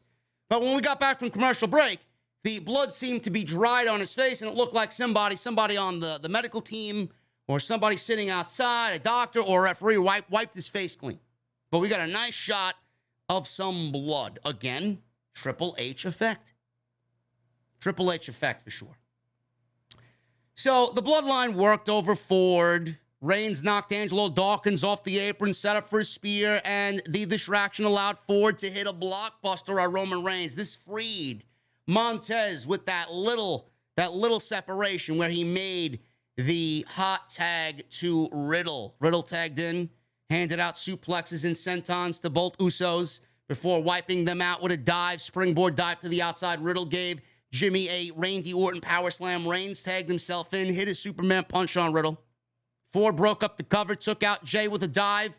Jimmy knocked Ford down with a suicide dive before Dawkins tackled the Usos into the barricade. Reigns then drove Dawkins into the steel steps. Crowd was very hot for Matt Riddle in New York. He gave Reigns a draping DDT. Reigns blocked an RKO attempt, and he powered Matt Riddle up in the RKO and threw him down. Followed up with a spear. 1, 2, 3. And that was it for the main event. The Bloodline get the victory over Matt Riddle and the Street Profits going into SummerSlam. So at the end of the match, Seth Rollins, his music goes off. Crowd is singing along to his theme music. He walks right past Roman Reigns and he says, "I'll see you later." And Roman Reigns is like holding back a smile because obviously Reigns and Rollins, they know each other very well. They got a history with each other. So Rollins walks past Roman. He gets in the ring. He attacks Riddle. He threw Riddle to the floor outside. He threw Riddle into the ringside steps. He set Riddle up on the steel steps.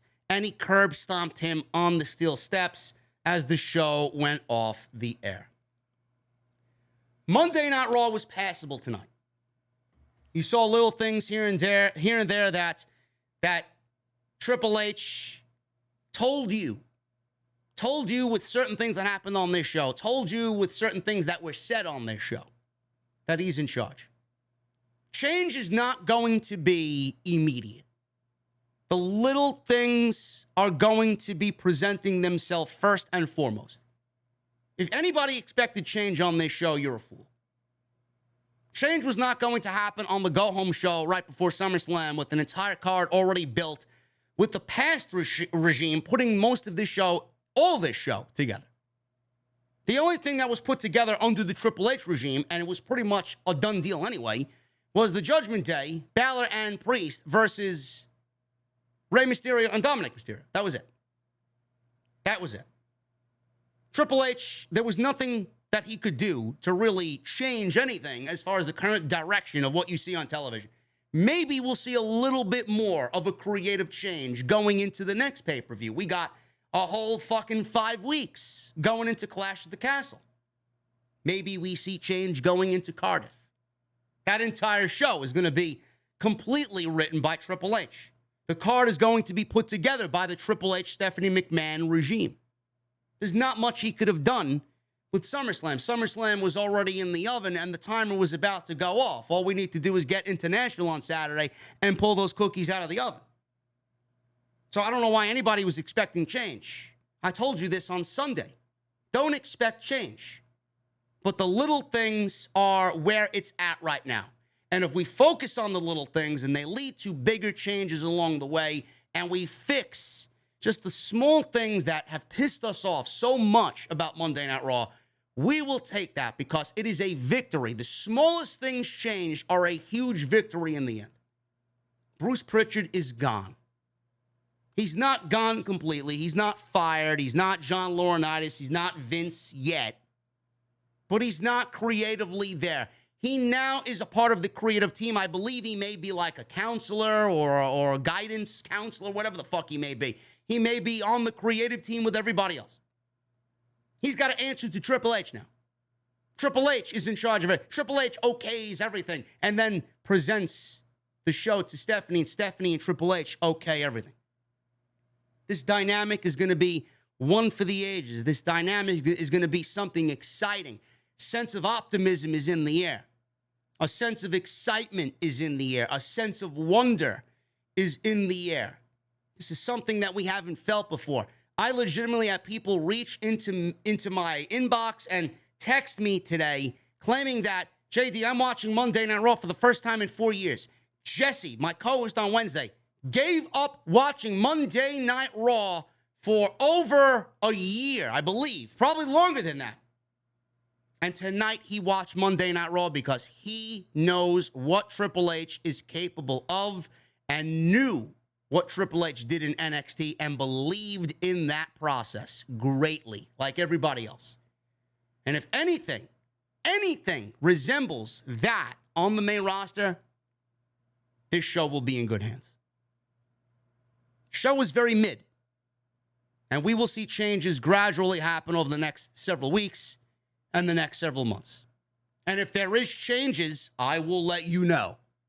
And if we don't see any changes, I will let you know. I'm excited. Don't rain on my parade. If you rain on my parade after all of these years waiting for this very moment to happen, I'm getting you out of here, man. You're getting the fuck out of here. I don't want to hear it. Oh, nothing will change. Oh, nothing is going to change. Don't you dare come into my fucking chat and go onto my Twitter telling me, oh, nothing's going to change. Why are you so excited? Motherfucker, Vince is out. Bruce is out. What is there not to be excited about? Anything is better than what we've been given for the last 30, 40 years. Especially the last 10 to 15 years. Give me a fucking break with this shit. Vince McMahon, quickly. There was a news article about Vince McMahon. This is not good, man. Vince could be facing jail time. If all things go accordingly, Vince could be headed to jail. WWE's SEC filing stated that Vince McMahon paid out $14.6 million in unreported expenses since 2006. The filing also states that McMahon resigned, not retired, as he stated on Twitter Friday.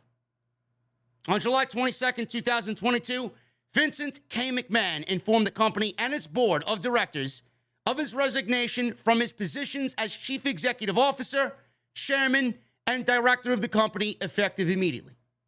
WWE's statement also included the following, and I quote, "The company has also received and may receive in the future regulatory, investigative, and enforcement inquiries, subpoenas, or demands arising from, related to, or in connection with these matters."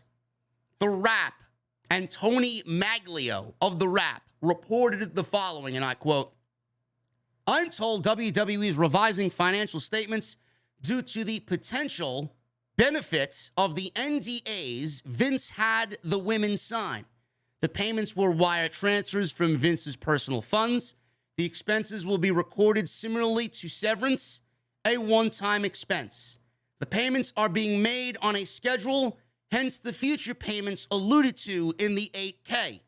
Think Bobby Bonilla and the Mets deal where they owe him, I think, till 2033 or 34, whatever the case may be, $1 million per year. The expenses will not revise profits for two reasons. One, they're immaterial. $15 million is nothing to sneeze at, except it kind of is for a multi-billion-dollar company. Two, one-time expenses, like the severance pay example I referenced earlier, do not impact reported profitability. Now, on that benefit, an example is, let's say WWE was negotiating TV rights or sponsorship, and the news came out. It could potentially hurt WWE. So by Vince paying the women off, even from personal funds, and having them sign an NDA, he's benefiting the company. So no, he did not borrow company funds. That said, someone with more time than me can try to time up Vince's stock sales with the payoff dates, see if there's anything there. You can sell stock at almost any time, minus quiet periods. So I'm a little confused on everything because I heard two separate stories. I heard that it was company money, and now he's saying that it was personal funds. So if it's company money, Vince is absolutely facing jail time. If he's convicted and he's found guilty of this and they find more, who knows what the fuck they didn't find yet, he could be facing jail time. But the rap is saying that it's coming from personal funds. So I don't know. Obviously, there are more stories in the works. There is a rumor going around that there's another bombshell from the Wall Street Journal. I don't know what's about to be leaked or what's going to be said, but Vince is out, and that's all that really matters to me. $14.6 million. $14.6 million. Goodbye. Out. Now, I know a lot of people are like, oh, I don't believe he's out. And I'm like I said on Sunday, I'm not going to scoff at you for thinking that. He does own 80% of the controlling shares in the company. He will be asked of what's going on. He's going to give his input when asked. There are people out there that believe he's still running the fucking company from Gotham City and the rafters somewhere. You know, it's not out of the realm of possibility. Some people believe, and again, I don't scoff at you, that when all of this hopefully clears for him, he's hoping that it clears, right? And he's not guilty and all of it's wiped under the table and all the fucking flames die down. There are people out there, and again, like I said, I don't blame you for thinking this. Who's to say that he unretires and he comes back and he resumes his regular duties? Chairman of the board, creative, hires all his people back. I don't blame you for thinking that. But I'm here to tell you that right now, it's Triple H and Stephanie McMahon, and right now we're in good hands. And the swamp is being drained slowly but surely. Change is happening. That's all we need to focus on right now. I don't give a shit about how many millions Vince is fucking paying out in hush money. I don't care about any NDAs. I don't care about his genetic jackhammer. I don't care who he's fucked, who he slept with, what he's doing, how he's feeling, what he's waking up and doing, and the lack of hobbies he has. I don't care. I'm here to give you news, and I'm here to give you the good and the bad of these shows, because all we should want is creative. All we want is proper Monday night, Friday night. We want proper television. I don't care. Obviously, I will update you guys over the weekend on what happens with Vince. I'm sure there'll be more news. Any more news about Triple H, Kevin Dunn possibly being let go, and anything else that happens with Bruce Pritchard, anything else happens internally with WWE, I will let you guys know right here on the podcast. What a show, man. 3,800 people. I appreciate you guys very much, man. Tonight's show sponsored by Manscaped, manscaped.com. You guys are going to use that code JerryDE at checkout for 20% off and free shipping, man. Make sure you guys go and get yourself the new Lawnmower 4.0. Make sure you guys go and get yourself the new Weed Whacker ear and nose hair trimmer. And the Performance Package 4.0, man. They're going to bundle all the best that Manscaped has to offer and give you guys a sense of looking great, feeling great, and smelling great this summer, man. Let Manscaped take care of you this summer. And they're also going to throw in 2 free gifts, man. That Shed travel bag, boxer briefs, t-shirt, you name it, man. They're going to throw it in. Manscaped.com, code JerryD, that's JerryDE, at checkout for 20% off and free shipping. Make sure you guys hit that thumbs up, man. I got 1,500 likes in the chat. I need 500 more, less than 500 more. We need 2,000 minimum on tonight's show. So if you guys have not hit that thumbs up, let's see it, man. Hit that subscribe button down below. Turn on the bell for all notifications. Make sure you guys go and check out all the other content, including last night's episode 437 of the podcast. Live on the home page right now. Get those super chats in. It's last call at the bar, man. We're taking your last call. And make sure you guys hit that join button as well. We are VIP only chat on Sundays, man. You're going to want to be a part of it because it was fucking awesome last night. Let's start at the top, man, with these super chats. I know I missed one or two last night's. Killer Swag. If you're listening, bro, thank you. $5 super chat from last night I missed. Heineken is my choice of cold beverage. Nothing wrong with a good Heineken, bro. Nothing wrong with a good Heineken. D Bastardo with a $10 super chat. A month to get through. Yes, JD. Biggest issue with AEW. No segments breathed. Nitro broke the night down as someone bullied the commentators and set up main event for next week as they went off the air. I agree, man. Nitro, actually, I wasn't a big fan of Nitro. I never really watched Nitro, man. I was all Monday Night Raw. But AEW, yes, man, they don't allow any segments to breathe. They don't. They're so rush.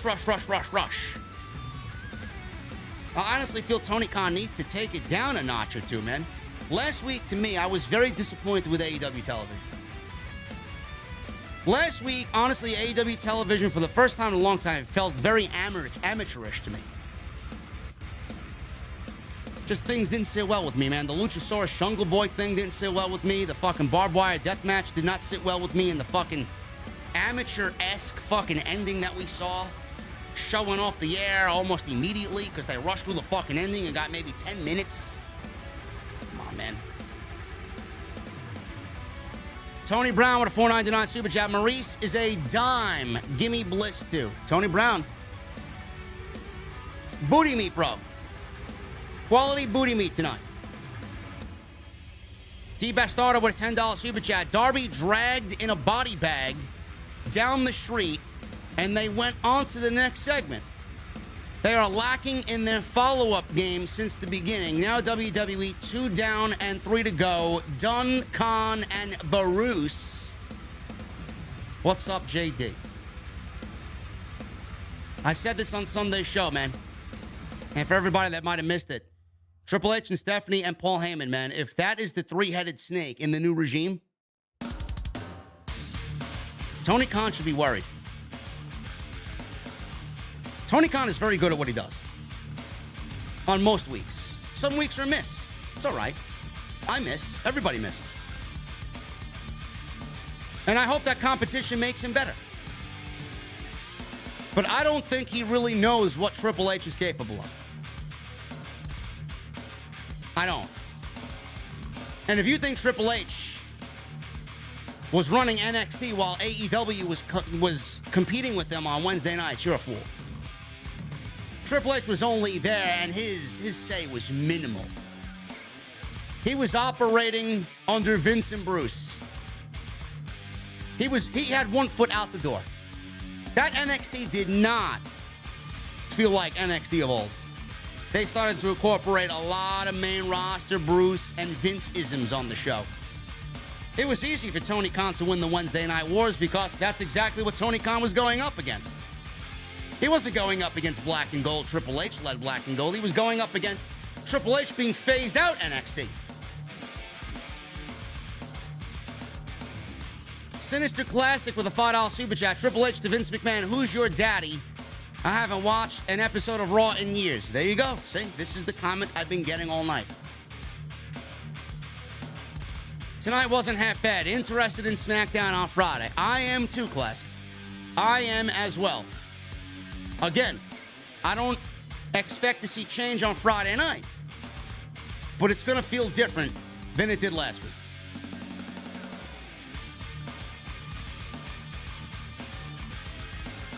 Sinister Classic with another $5 super chat. Also, to go back to your question yesterday, I do believe Rock and Cena both wanted to stay away from WWE and Vince so they wouldn't tarnish their image. Absolutely did it. There's a reason why we didn't see John Cena versus Austin Theory at SummerSlam like everybody was reporting. Because I knew as soon as everything came down, it just kind of connected the dots, man. I have a feeling John Cena wanted to stay away until shit died down because he's not going to go out there and ruin his image. Same with The Rock. JP5150 with a $5 super chat. Despite several setbacks, show was okay. I hold on to a small fragment of hope. WWE can get better. Also, please get me my usual Casa Dragones over ice.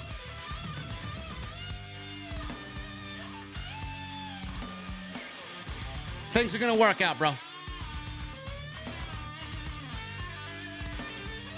PW Elite Fan 99 with a $100 super chat. As an AEW New Japan Pro Wrestling fan, I think Tony Khan should be worried about Triple H being named head of creative. I believe with Triple H in charge, ex-WWE talent that signed with AEW might be willing to give WWE a second chance. Bro, we talked about this last night. You're absolutely correct.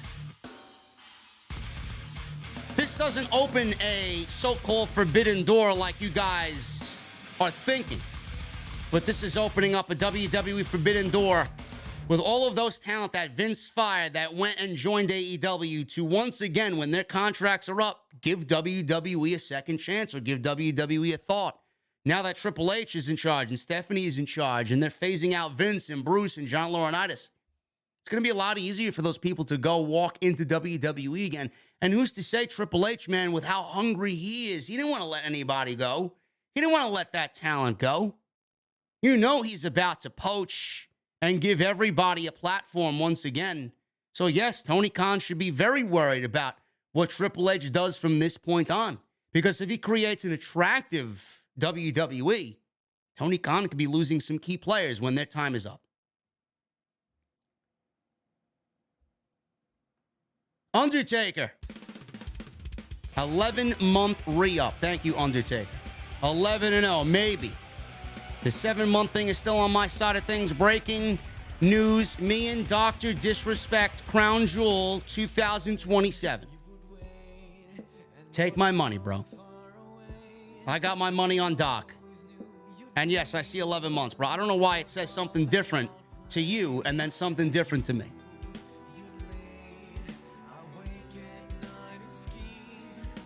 What happened with Gresham? Did Gresham get his release? See people in the chat saying goodbye, Gresham. Fuck him. Andrea West with a $4.99 super chat. I was at the Garden, sadly, tonight due to my family, but I decided to make an just a poster just for me. Sucks none of you guys saw it. I'm sorry, Andrea. I appreciate the effort, though.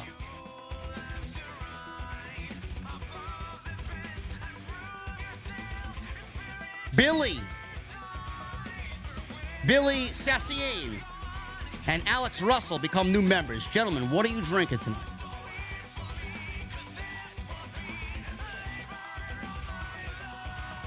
What are you guys drinking tonight? Shinobi with a $2 super chat. OTS for life. Thank you, Shinobi. Alberto Cruz becomes a new member. Alberto, what are you drinking tonight, brother?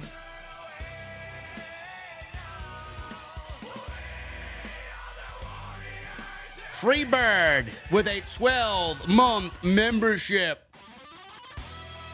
Can we please bring back Pete Dunne, bring back Walter, bring back Tommaso Ciampa, bring back Piper Niven? Imagine Johnny Gargano comes back. I can see Johnny Gargano coming back, bro. I could see Sasha Banks and Naomi coming back as well.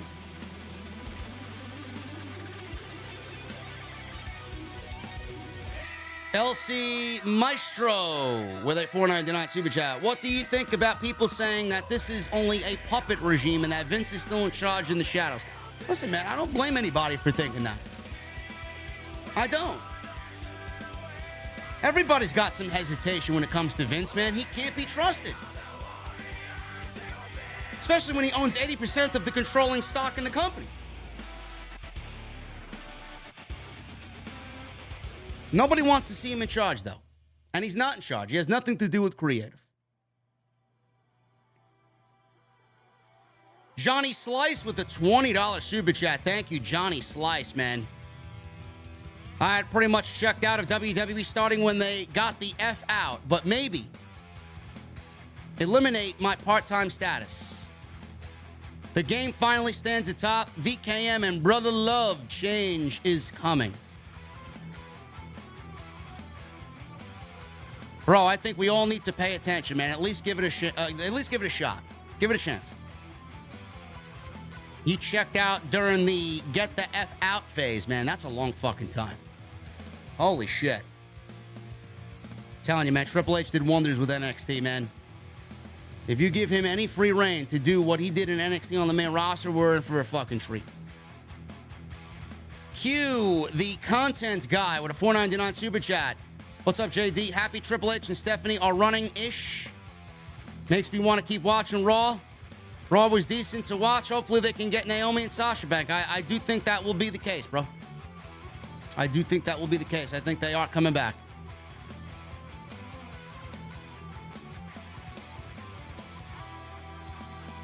Zero Kaiba in the chat. You sat next to somebody that didn't know who the fuck Rey Mysterio was, bro? Oh my God. Danny Baker with a $50 super chat. Thank you, Danny Baker. The vibe on Raw tonight definitely felt different. Can't wait for what's to come with Triple H in charge. Have a good night, JD. Drinking some Buffalo Trace. Good man, bro. Cheers to you, brother. Love to hear it.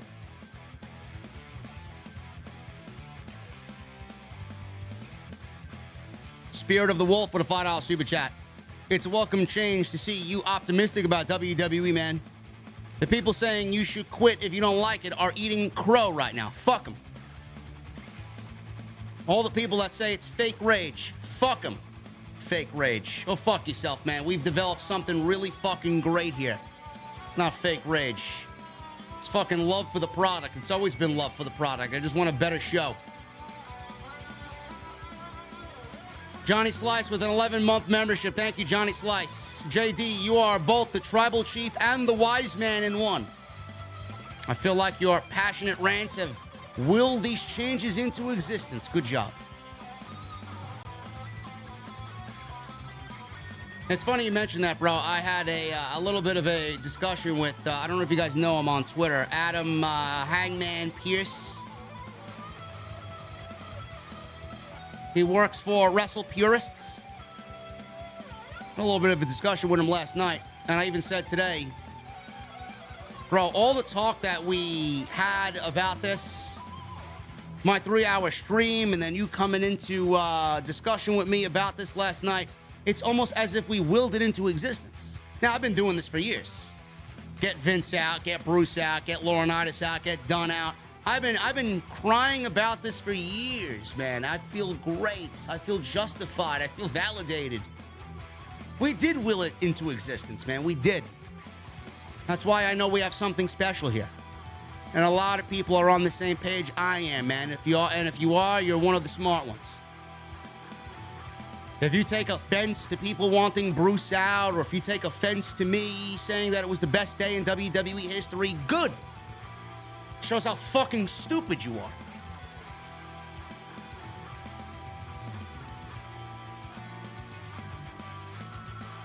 Had so many people come to me in my fucking thread last couple of days, man. Oh, you owe Vince McMahon. I don't owe Vince shit. I don't owe Vince shit. I could have did whatever the fuck I wanted and be successful, man. Could have reviewed movies or a TV show. I could have fucking did music. I could have did fucking whiskey and alcohol. I would have had the same fucking audience, no matter what. It's about me. It's just a perk that I'm so fucking great at talking about professional wrestling.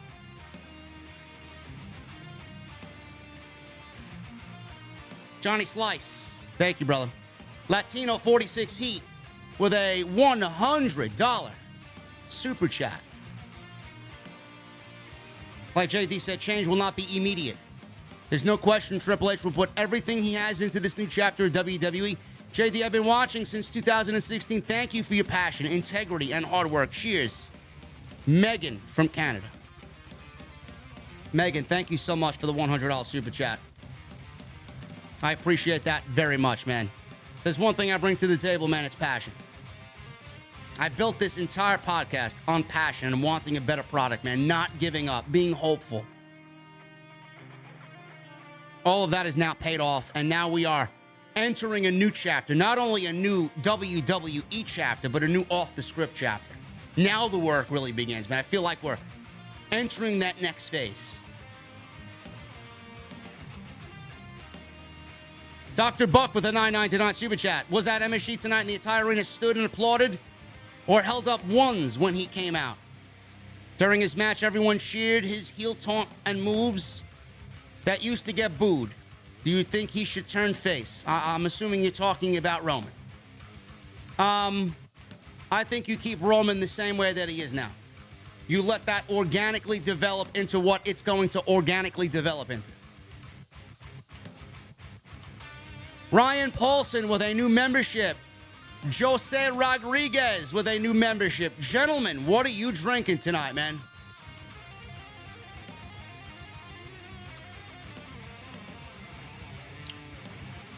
Shout out to Issa in the chat. My NYC Demon Diva. 813 Car Guy with a $20 super chat. I really hope they up the talent budget and re-sign the misused stars. Cross, Wyatt, Gargano, etc. Talked about this last night, Car Guy. I do think we see Cross back. I do think we see Wyatt back. I do think we see Gargano back. I do think we see Sasha and Naomi back.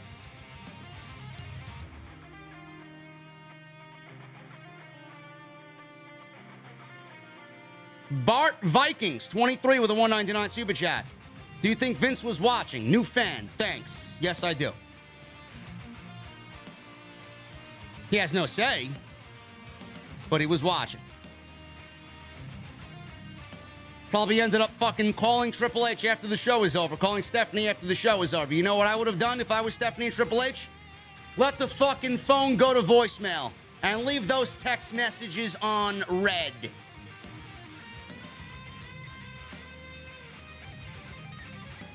Saints 2025 with a 3-month membership. Thank you, brother. Smoking a blunt for this legendary night. Cheers to you, man.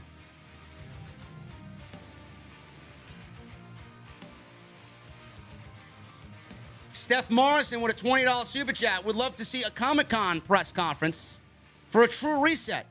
Announcing pay-per-view specials, bring back King of the Ring, Money in the Bank on WrestleMania, have an NFL-like draft including NXT call-ups, every other pay-per-view, Raw, SmackDown, once Triple H has enough talent. Bro, I'd love to see fucking pay-per-view press conferences, man. Media calls, media scrums. Like Triple H used to do with NXT. Before and after the show. That's what I'd love to see. I'd love to see King of the Ring back as a pay-per-view. I'd get rid of the theme pay-per-views, bring back King of the Ring, make it a yearly thing, build it like the G1, have it take place on Raw and SmackDown, and bring importance to the weekly television shows. With the NFL draft idea, yes, I think the WWE draft should definitely be more sports-like in presentation, and it should include NXT call-ups. Survivor Series should mean something if you're going to do brand versus brand warfare. We've talked about this several times. If you are the winning team, at Survivor Series, you're going to have a title shot waiting for you, or an opportunity at a title shot. Usually they do TLC in December, right? We've talked about this several times. If you are, say, for example, you're Monday Night Raw and you win the 5-on-5 Survivor Series match. You 5 guys get placed in a TLC ladder match, and the winner of that match gets a title shot at the Royal Rumble. That's what should be. You got to put some stakes on the line. Or if you want to even go a step further, have all of those guys be put in the TLC ladder match for a title shot at the Royal Rumble. The other 4 guys that don't win it, they get pick of the Royal Rumble between number 21 and 30. You got to give some incentive. If you're going to have brand versus brand warfare, you got to have some incentive. Or just bring fucking War Games back to the main roster. Which is something that I feel Triple H would love to do anyway. Christy Wilson with a $1.99 super chat. More change is coming. I can feel it. Change is coming, Christy. Just be patient. Ransley Haynes with a $4.99 super chat. Do you think VKM did anything to Trish Stratus that made her retire at the height of her career? Interesting to think about considering her 6-year career. Probably. I would not put it past him. Killer Swag with a $5 super chat. MSG, the arena where Triple H got the loudest pop of his career in 2002, and now the arena where Triple H officially takes over WWE OTS for life. MGM Ballin' went to Raw for free tonight. The crowd was really loud and the vibe was great. I was shocked how much I enjoyed it. Show was passable, Ballin'. Very mid, but I was not expecting change on this show tonight. At all. Jake Carpenter with a $5 super chat. What's up, JD? Not a bad show tonight. A good amount of wrestling. I'll take a Cody's American Lager with a shot of Fireball. You got it, brother. Cheers.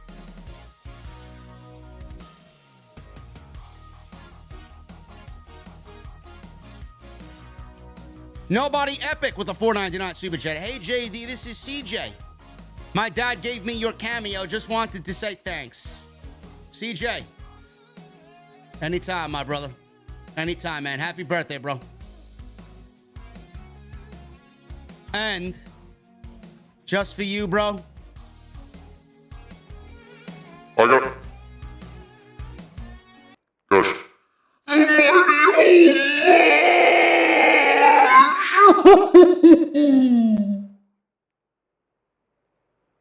There you go. That was for CJ, man. Happy birthday to CJ, bro.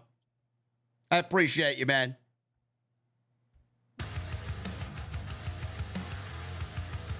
Lena Scorpio with a $2 super chat. Yes, change finally coming. Watch Raw tonight, too. Awesome. Thank you, Lena Scorpio. James with a $5 super chat. I actually tuned into Raw tonight after having not watched the main roster episode in over 7 years. And the segment with Roman and Theory was damn good.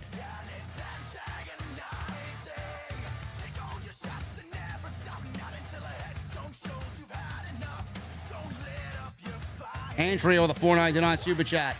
To add on what I said earlier, the show wasn't too bad. Honestly, the vibe in the Garden was really good. Can't wait for the Stephanie and Triple H era. Jedi Joker with a 15-month membership. Thank you, bro.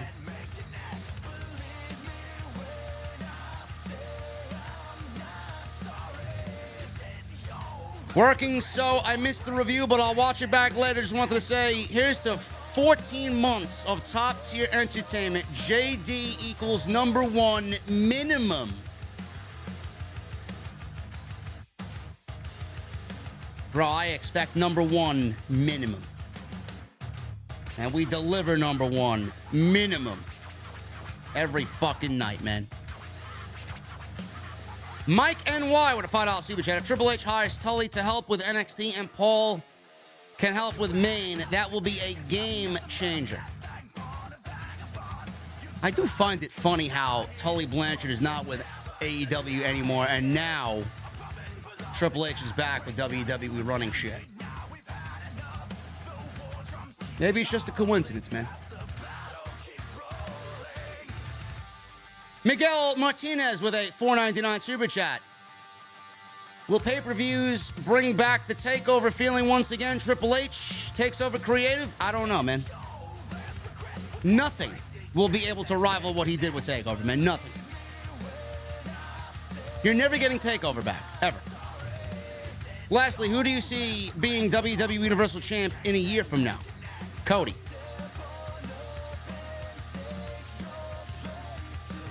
Daniel Rodriguez with a $1.99 super chat. You think the Cruiserweight title will come back? No. Delron Utsi with a $2 super chat. So no more Becky having the spotlight. Hope not. I don't want Becky to have a spotlight anymore. We need new blood in there. New fresh blood. Nikki Boy with a $4.99 super chat. Are you opposed to folding NXT and using SmackDown as a hybrid show of young new talent and veteran talent and have Raw be the main show? No. It's not a bad idea. It really isn't a bad idea, but I don't think they're going to do that. I don't think that's right for business. James with a $2 super chat. Daddy's gone. Roman. That was line of the night, man. I'm going to need you to analyze what's going on around here. Your daddy is gone. I'm telling you right now, man. I think after SummerSlam, we see two call-ups. We see Solo Sikoa and we see Carmelo Hayes on the main roster. That's my prediction. We see Solo Sikoa and we see Carmelo Hayes on the main roster right after SummerSlam. Just a gut feeling. Maybe Toxic Attraction too. I don't know. We'll see. That'll invigorate some of the show, right? Anyway, guys. You made off the script tonight. Number 1. Over Fightful. Over No IQ. Over Don Tony. Over the Solid Monster. And over everybody else in the community, man. I appreciate you guys very, very much for the overwhelming support that you constantly show to the podcast, man. You guys are awesome. Make sure you guys check out my sponsor, man. Seriously. I want them to stay on board with me, so I'm going to need you guys to show some support, man. Manscaped.com. You're going to use that code JERRYDE. JERRYDE. 20% off. Free shipping. That performance package we unboxed on last night's show, man, it's tremendous. Follow me on Twitter. At JDfromNY206 on Twitter, Instagram, TikTok, and Cameo. Links are down below in the description. I'm going to need you guys to hit that subscribe button. Turn on the bell. Continue to hit that join button because we're VIP only. VIP only chat on Sunday. And continue to hit that thumbs up, man. Any ideas on a new intro? The Visionary with a $5 super chat. I don't know, man. We'll see what happens. I may have to record a new line or two.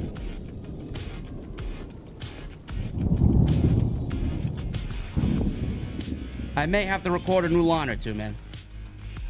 And finally, guys, go check out OTS 437 last night on the homepage. I'm going to need 2 things from you guys, man. Number 1, I need those guitar emojis in the chat. Number 2, I need those Mustang emojis as well, by the way. Guitar emojis and Mustang emojis from my VIPs because I know you got them. And number 2, I'm going to need that music on max. I'll see you guys tomorrow night live. We'll be back at it again, man. Hopefully some of you join me tomorrow night. Brand new era with Triple H in charge. And it's going to be very interesting with NXT, man. I'll be live tomorrow night after NXT right here on OTS. Until then, guys, enjoy your evenings, enjoy your Tuesdays, and I'll see you tomorrow night on OTS. I'll see you guys later.